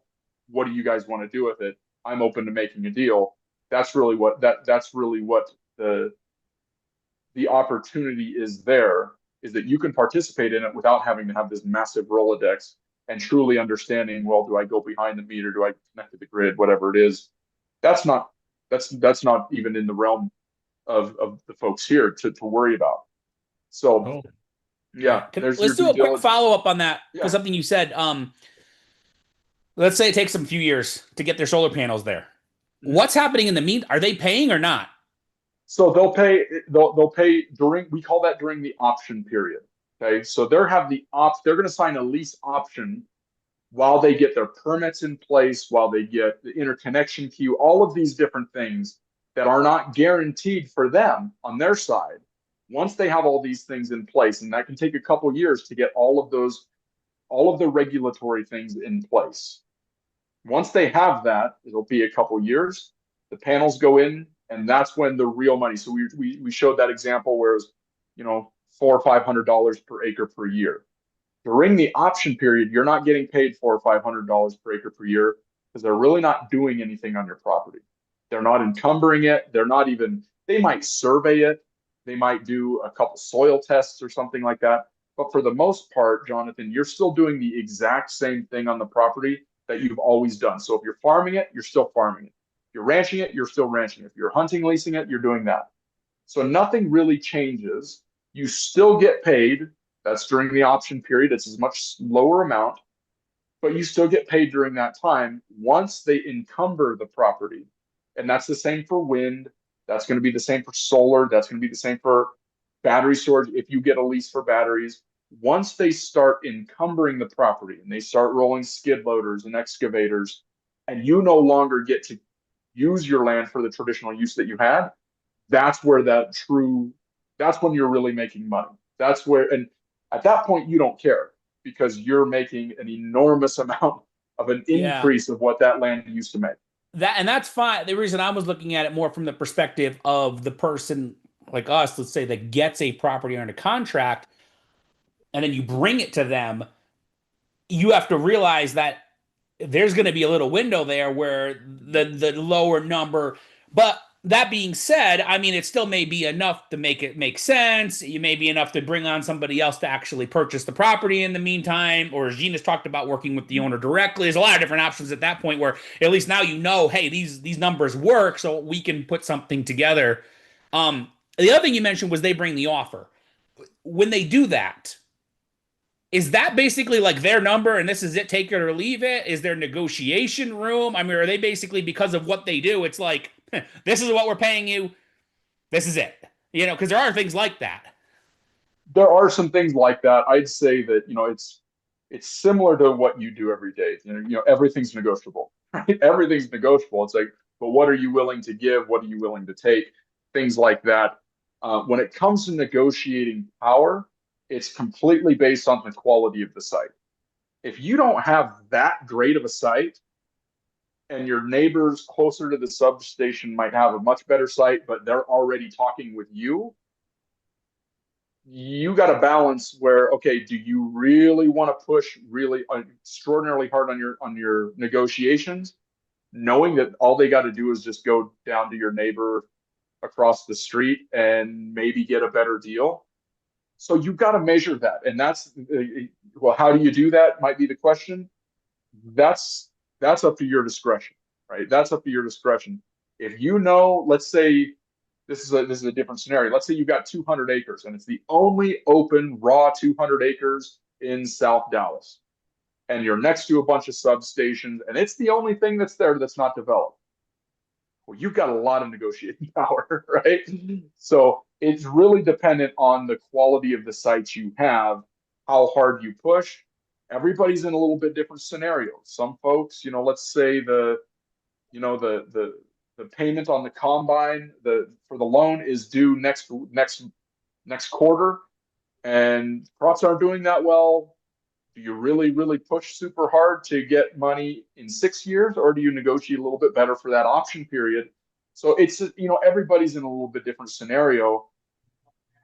Better answer your question. Like I said, everything's negotiable. It's just, what do you want to give and what do you want to take? So they don't come in. I mean, some businesses basically come in with their number and they're like, hey, based on this property, this is what we're paying, and that's it. That's not the case. Some might. Some it might could be the right? case. Some might. Yeah, it could be. Let's say NextEra Energy is the only person that's wanting to lease for a wind farm in Western Nebraska. And NextEra is one of the most reputable, best companies that you can find for wind projects. But they're the only ones out there leasing 500,000 acres, right? You're probably not, even if you have 4,000 or 5,000 acres, you're probably not going to really be able to negotiate a bunch with them because they're leasing 500,000 acres. They just won't put wind turbines on it, right? That's what people need to understand. I've seen some folks get themselves not into trouble, but lose opportunities because they think that they're the only game in town. Yeah, if you're the only 200-acre parcel in South Dallas, well, you are the only game in town. You can write your ticket. If you're out in northern New Mexico and there is 50 square miles of sections that all look exactly the same as yours, and you have an opportunity in front of you, do you really negotiate as hard as you possibly can? Or is that guy going to go, Jonathan, I'm really tired of negotiating with you. Since we've been going back and forth for the last 2 weeks, I picked up the phone and I called your neighbor, Genus. I already have a deal done with him for 30% less. Have a good day. Yeah. I've seen that a bunch. Yeah, it kind of like goes along with what I just saw, I guess, when I was driving through the desert of Western Colorado. It's like just sporadic. It's like there's nothing there that you're not near anything. I mean, Grand Junction's, and that's not exactly big, it's nowhere near what you just. All that power is still going to go to the Front Range. That's all still going to Denver. But it's nothing like you just said, like you're nowhere near Dallas level. I mean, not much is. It's like, I mean, maybe if it was like, if we went to the other side and you're like right below Denver, that's one thing. But like to sit there and, so you can see that I mean, that's just some common sense, of what's going on around you and all of that. So that's important to know. So just going back up, one of the first questions that came in, can you view properties in Puerto Rico? Somebody asked that early on. Let me see. We have data there on, let me see if we have the parcel data. I don't know if we have parcel data. We have technical data. No, we don't. So we don't, actually, no, we do. I stand corrected. I stand happily corrected. Yes, we do have parcel data in Puerto Rico. Cool. Somebody asked where does this app platform gather its information from? How accurate is it? I don't, I'm sure you're not going to tell me exactly, but like kind of, I don't know how you want. I'm happy to. So that's part of it. And that's a really good question. That's what we've spent, just so folks know, we've been in business for 10 years, almost 10 years now. You guys know my background. I come from a technical side. I'm a scientist, partners, and engineer. What the problem we had when we were on the other side of the equation, when we were developers looking to buy and acquire and lease properties, was going and finding the data. So what we've done over 10 years, we've identified 5,000 different sources of data out there, and we combine them into one platform. That's what you see on LandApp.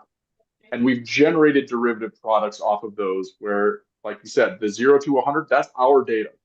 We don't get that from any of the large real estate analytics groups out there. We create that ourselves. That is our numbers, that's our data. But we pull all of this data in from 5,000 different sources. We condition that data, we normalize that data so you can look at it across county lines, state lines, across the country, and you're looking at it in one platform. So that's what we've been doing. And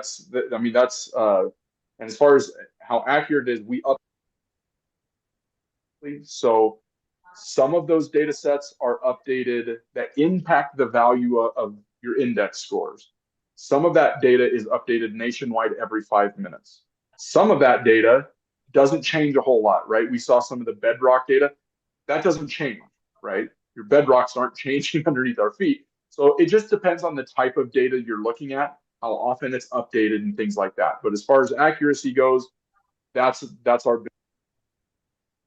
be the most accurate we possibly can be.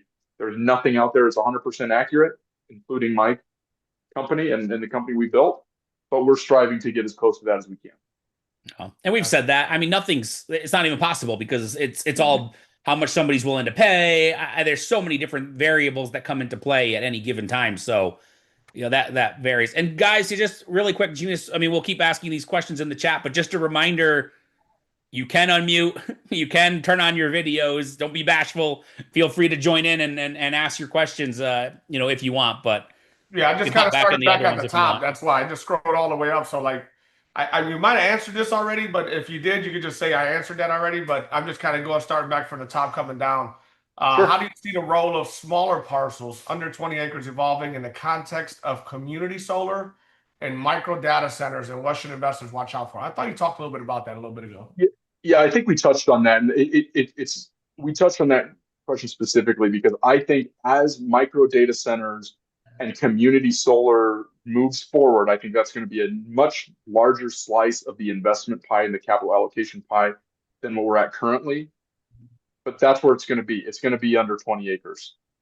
Gotcha. And if anything, especially with the micro data centers, what you guys are going to start seeing, people hate the way substations look. They even hate worse cell phone antennas with all the stuff hanging off of them. That's really where people are going to start developing in and around where those are at. That's where the micro data centers are going to be, because that's where the information is being transmitted to the self-driving cars and the drones and things like that. It's funny you mentioned that because like I said, I just got back from Denver, and this guy that I was seeing there, his office complex, they just leased out their roof for cell phone, and it's going to be a different design than just the normal tower. The town won't let a tower go in, so they're doing something up on the roof that's low profile. I don't actually know, but it just goes along what you just said, like as far as like where the view and things that people are seeing and all of that and what they want, and people are getting around it with different ways, and it's just ever evolving, I guess. Yeah, if you're driving around a city right now, maybe listening, or you're listening to this, maybe next week, and it was a recording, and you see like a weird looking tree that you never noticed before in a neighborhood where there weren't any trees, but tree just doesn't look right. It's probably a cell phone tower. They're doing a lot better trying to disguise what's actually there. So yeah, you're going to start seeing that everywhere, and that's with the data center side. The community solar is going to be the same thing. It allows folks to develop solar energy, but not be tied back where they can't get into the interconnection queue and get their project electrons sold. They can go directly to a apartment complex or a new development or something like that. So you're going to see those on the smaller parcel, 20 acres and lower. It's still a good sized parcel. Yeah. Jonathan's they can't unmute themselves. I shut it off. Did somebody say that? Yeah, they posted a picture. Oh, I think it was Liz. I guess it got turned back on. Okay, now you're set. Sorry, everybody. I was like, I can't believe not one person wanted to. You should be good now. Sorry about that. Hey, Liz. Unmute yourself and ask a question. Hello. No, you already asked my question, so thank you very much. I was just wondering where all this information is gathered from. And then I guess so Craig answered, you gather it and you run it through AI, and yeah. it determines the level of viability for each of those data sources?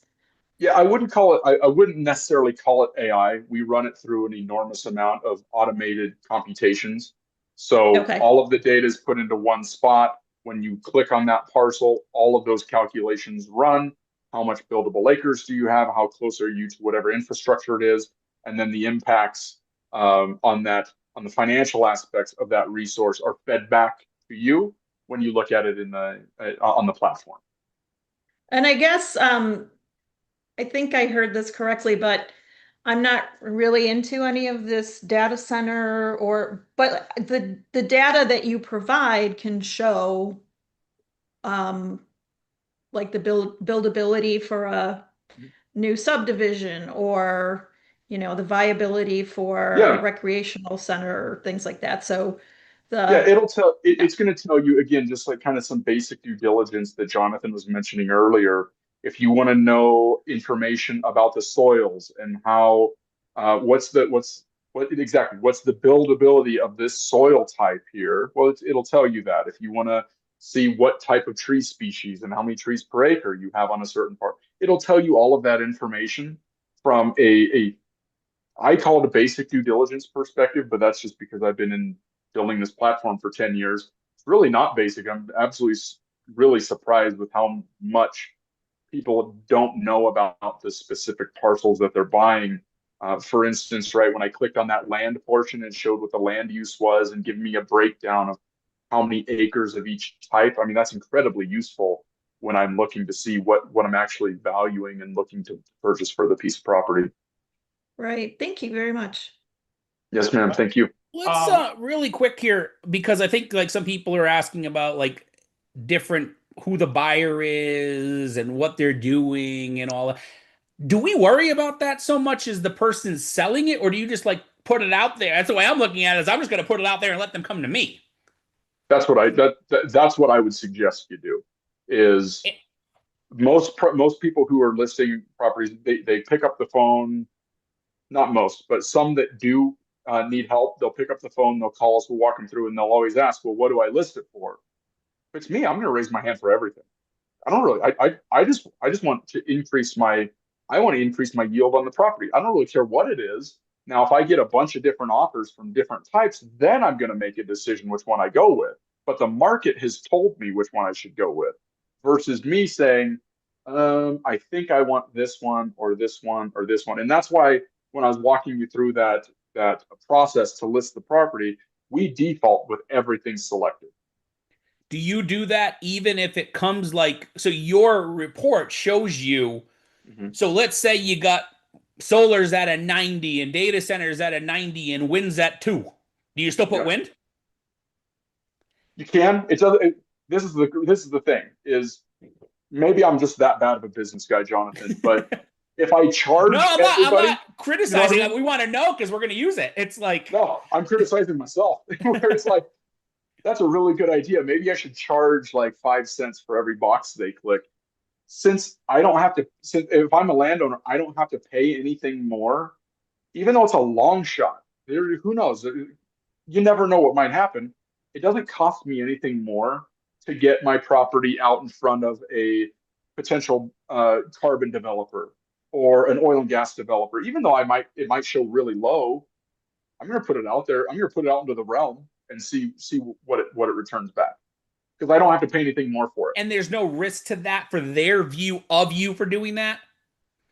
No, there's not. So here's where your listing will go behind a wall where only solar, wind, or solar battery storage and data center developers will see it, because there's a lot of people in there trying to get to landowners to flip their land, those property. And we want to protect the folks that are listing on the platform. So if you list your property for solar, batteries, or data centers, it's not going to go out into the public side of LandApp. Now, all of the other resources, you have to be a subscriber to see a lot of the lease resources. If you list your property just for like recreation and I think I think oil and gas, that goes out to the public for free because there's folks out there wanting to find where they can go camping for the weekend or hunting. Those aren't enormous corporations. Those are simply consumers. So we allow some of those things to go out public on LandApp as well. Yeah, I meant it more from like the perspective of, and I don't know anything about it. I just, it was like, if you say, hey, I'm pushing this out to data centers and you give it a 5 for data center, the person from the data center, those buyers looking at it aren't going to like have a stigma towards you now for doing that. No, they'll see it and they'll make their judgments anyway. What we do, and I didn't mention this, I'm glad you asked that question. We do internally at LandGate, we go through and we scour the marketplace, everything every week. We go and we look at what has been listed. For the listings that are really, really high quality, we actually elevate those listings. We put together PDF presentations on them, and we spoon feed and we hand those to a solar developer or a wind developer, data centers or batteries. And that's at no cost. We don't do that. Like we don't charge anybody for that, but we will do that if you have a really good site. We will find that in the platform, and we will make sure that those developers will see the site and that it is basically elevated in a way that some other real estate marketplaces, who I won't name, would charge a lot of money for. And just to touch on that really quick, because people may have missed this depending on when they came in, the reason for that is because those are the people that are the paying heavier end consumer. So you want to make sure they're finding what they're looking for. So yeah, absolutely. And they come to LandGate to see what's available on the market, obviously. But an enormous amount of why they come to LandGate, the other side of the company, is for the data analytics. Their engineers use it. They look at substations and they find out who's connected to the substation and what their voltages are and what the capacities are and when they can, all of the engineering metrics. That's primarily what we do. The marketplace came organically.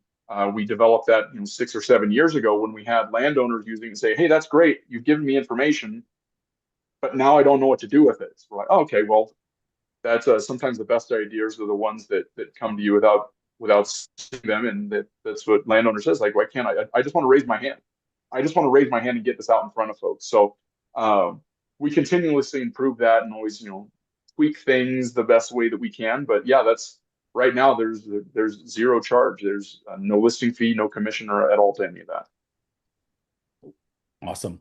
Yeah, I don't think it really matters. And one thing I would say is, at the end of the day, if you put it out to everybody, even if it has a 0 or 1, all it takes is one buyer. Doesn't matter where the buyer comes from, right? As long as you get the buyer, that's all that matters. So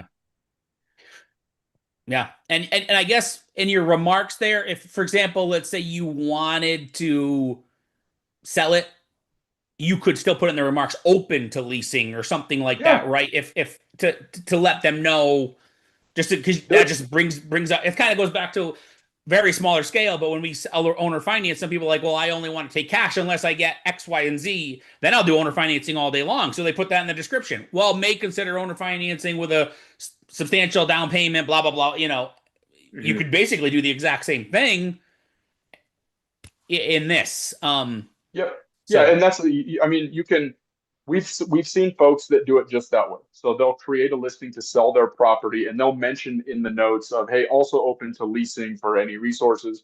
We've had folks that'll create a for lease listing and a for sale listing. It's really whatever you'd like to do.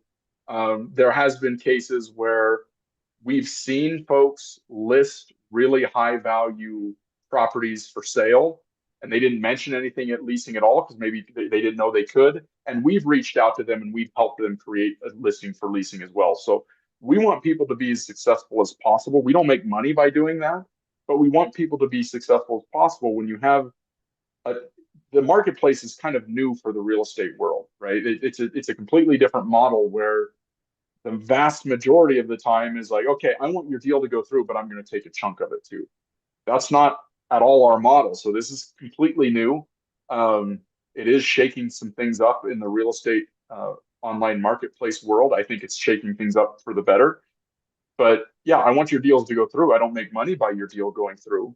But if a deal goes, let's say Liz lists her property and she gets a great deal, she's the best advertising that I could possibly find, because she's going to go tell her brother and her and everybody else. She's going to tell everybody else. And that's really how we have expanded significantly. We don't spend really much at all marketing. Almost all of our growth has come organically, word of mouth. Like, hey man, did you see this app? I just found out all this information about my property and yours.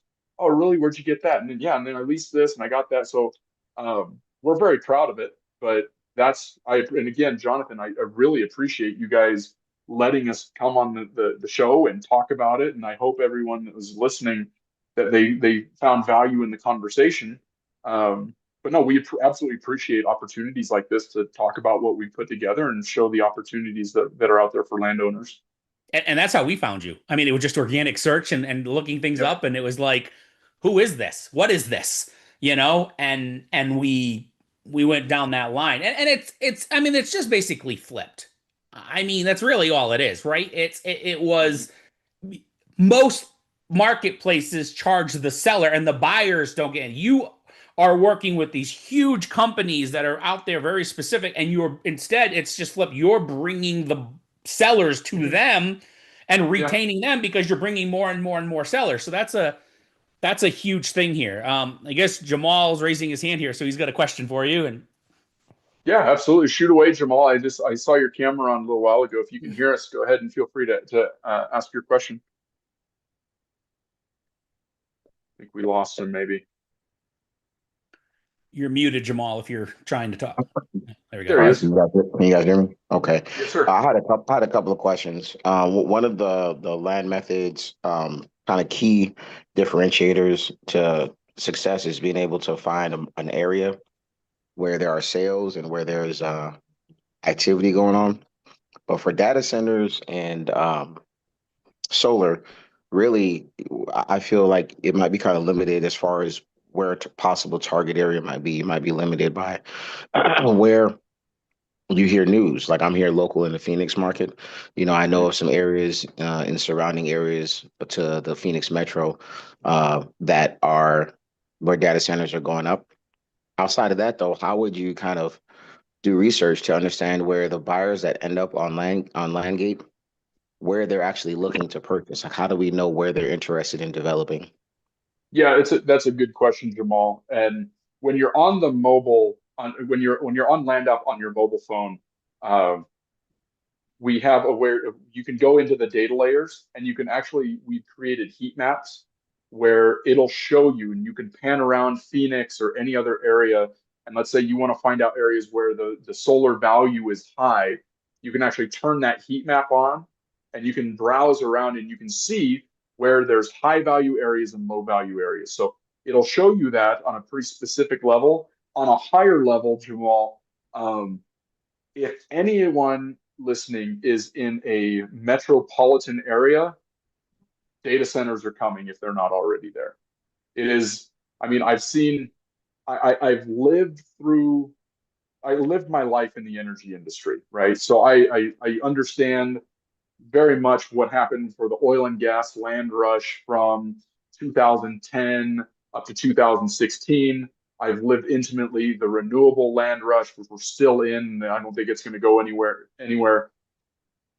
But what we're seeing on the data center side is something that's so much bigger and so much more capital than either of those two things. I can safely say, if you are in any metropolitan area, data centers are coming. They're already there. Their planned sites are coming.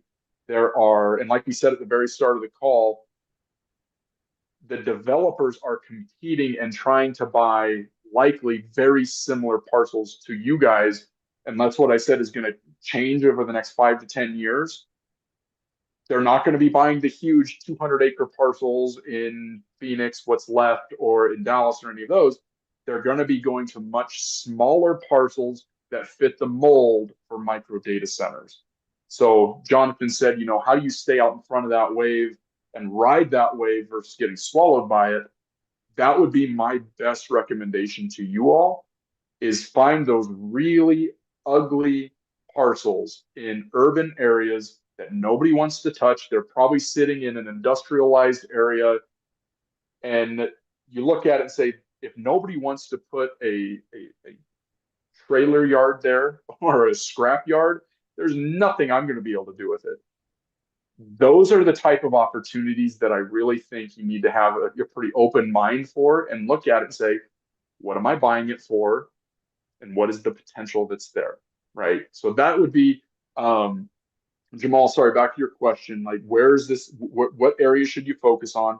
LandApp will tell you that in the data layers when you turn on those heat maps.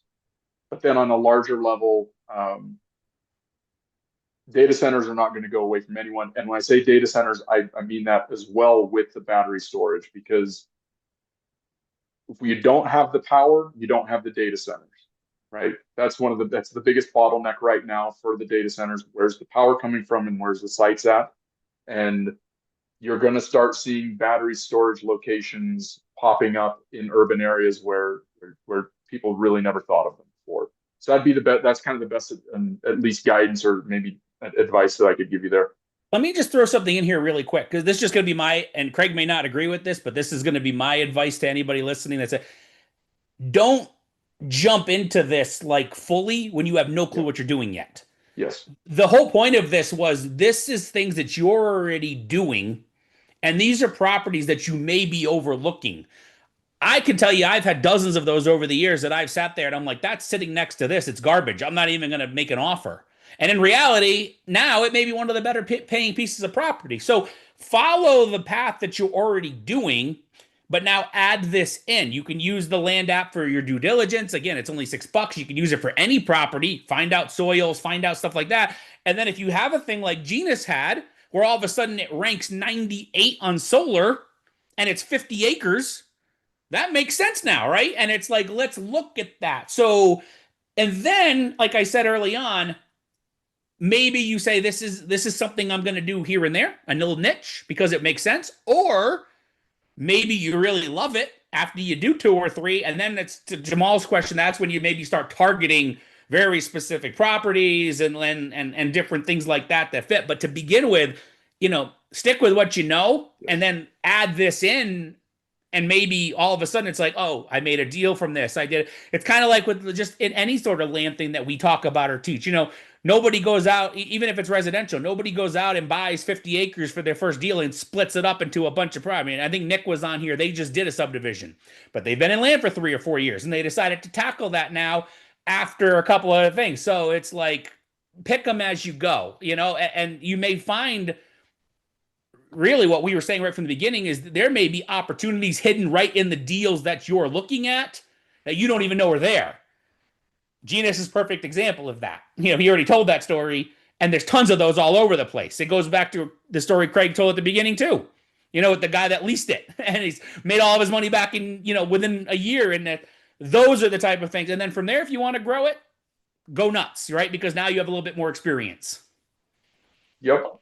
Yeah, I absolutely agree with what you're saying. Is this fundamentally going to change everything you do in your business? No, and it shouldn't. This is another wrinkle. It gives you more opportunity to look at every property that you're looking at with a little bit more due diligence. And just like you said, Jonathan, there's going to be some opportunities where you looked at it before, said there's nothing here, where, hold on a minute, I remember that podcast with Jonathan and that bald guy who was talking like, hey, maybe we should look at these ugly parcels because it could be worthwhile. So I completely agree with you. And I was looking through some of the questions again, and Joshua had a question. Where can we learn more about this? And we have a lot of resources, guys, out on landapp.com. We have a ton of information here. You can go ahead and get resources, this resources tab. We have a ton of blogs out there. We have webinars and videos, glossary. We have a user manual, how to use the platform. So there are an enormous amount of resources here. We really strive to make sure, and again, we can dive into any of these topics, right? Forest carbon credits. We've talked about solar. We've talked about all of these different things we put out in the realm. You guys can go ahead and leverage this, become as knowledgeable and as powerful as possible. That's why we made LandApp, and that's why we put this out here. So this website, for landowners. And if you want to get access to any of that, again, just go to landapp.com, and you'll get, everything that's there. So I just wanted to mention that, Jonathan. Yeah, it's awesome. I was going to get to that. I saw that question. I was going to ask it here in a minute. Yep. And then we have one other. I think that's it. And we've already gone longer than we said. So thank you for staying here with us. And everybody's been so engaged. But Will here asked a question. It's funny because we've actually gone over this property with him in the past about he's looking at doing a timber deal on the property. So he said, can you speak to some of the detail behind the timber estimates on the site? Yeah, absolutely. So the timber estimates and the numbers you're seeing there, that's completely tied to forestry carbon credits. So it has nothing to do with, how many board feet you'd be able to harvest off of there or anything like that. That's not our specialty. That's not what we do. When we have the potential, when we have forestry potential, things like that, it's simply for the carbon credits that you can get off of there. And if you want some more details on that, again, like I just showed you, go to LandApp. There are multiple webinars that we've held where I'm talking with and kind of interviewing carbon credit developers specifically for forestry, and they will actually go through their whole process. How does it work? How do they value the land? How do they lease the property out from you? And how do you get paid and what are you paid on? So again, it's just looking at the property saying how many other ways can you get paid on this piece of property. Carbon credits is one of them for timbered and treed parcels. It's a pretty good opportunity if it fits whatever program you're looking for. Again, you raise your hand, the carbon folks see it, and if they like it, they're going to be reaching out to you. So if you were really looking at it from the value of the timber, though, you'd still have get in touch with the Forestry Service, have them come out, all of that normal. So there's on the carbon side, you're going to get paid to defer harvesting your carbon if it fits the program that they're looking for, right? So for you not making revenue by cutting down your trees, what they're going to do is they're going to pay you X amount per acre per year, depending on the species of the trees and the age and all of those different factors. They're going to pay you to not cut your trees down. That's called a harvest deferral carbon credit program.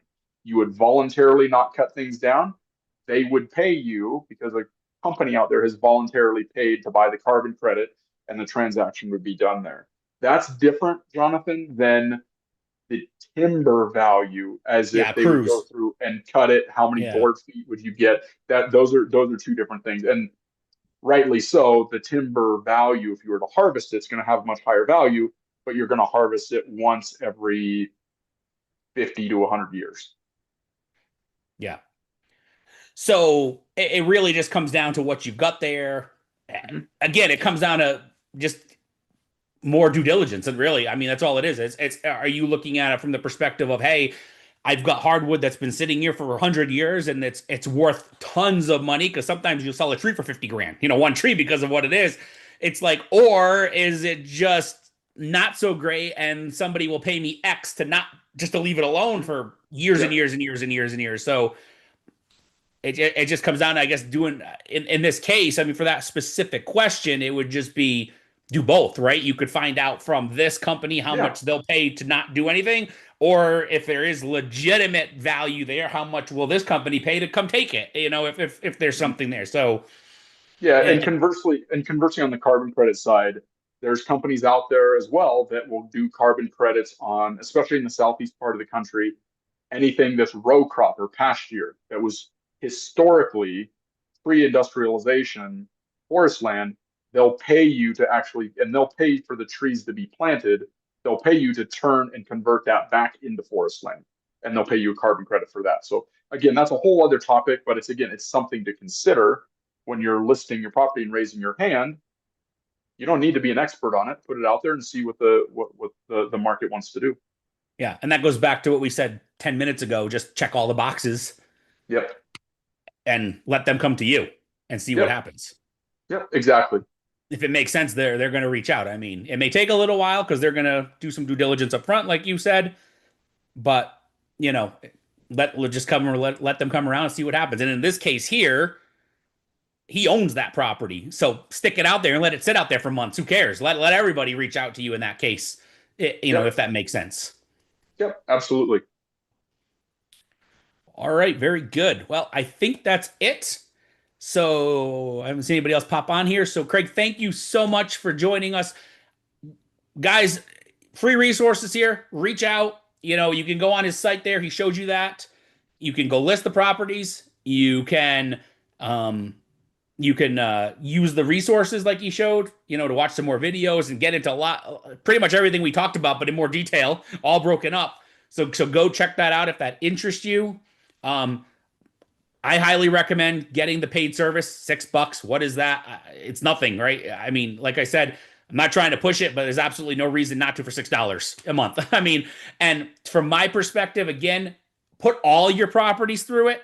There's absolutely, don't worry about, like, I don't think it's going to, it's only a half an acre. It's not worth, I know it's not going to be solar. I know it's not going to, who cares? Find out what your soils are. Find out what's, if there's wetlands. Find out all the other things. Save yourself time. Get that information.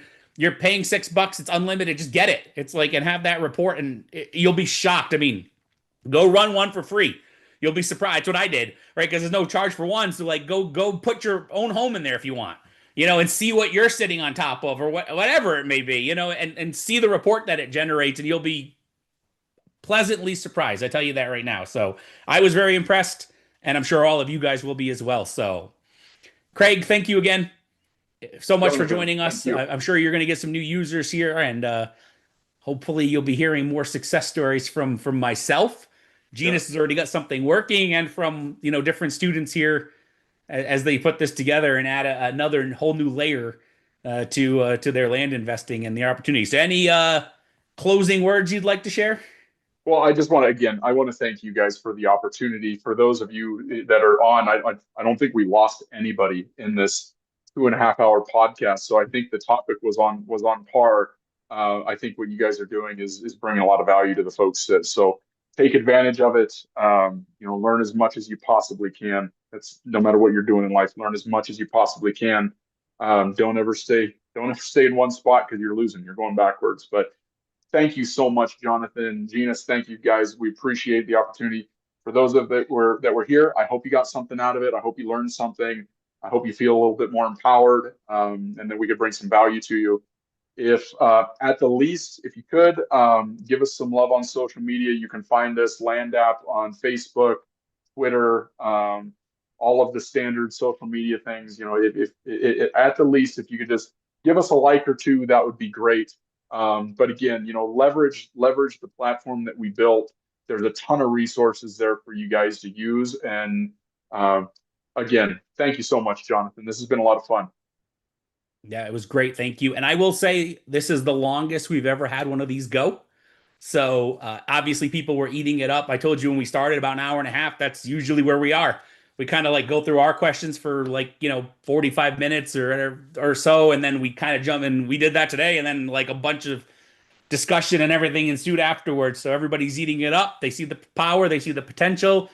Love what you brought. So thank you so much. Thanks everybody for joining us. And if you missed any of it, it will be on YouTube replay here probably tomorrow. After it's done processing a 2.5 hour video takes a little bit of time to process. So after it's done though, but check that out. You'll get emails since you already registered, letting you know it's it's there, and you'll be able to go check it out. So if you missed any, if you came in late or you had to jump off and come back or whatever it may be, go check out the rest of it. And I'm sure you'll be very happy with what you hear there. So again, thank you all. Craig, thank you so much again for joining us, and we'll catch everybody next time. Have a great day, everybody.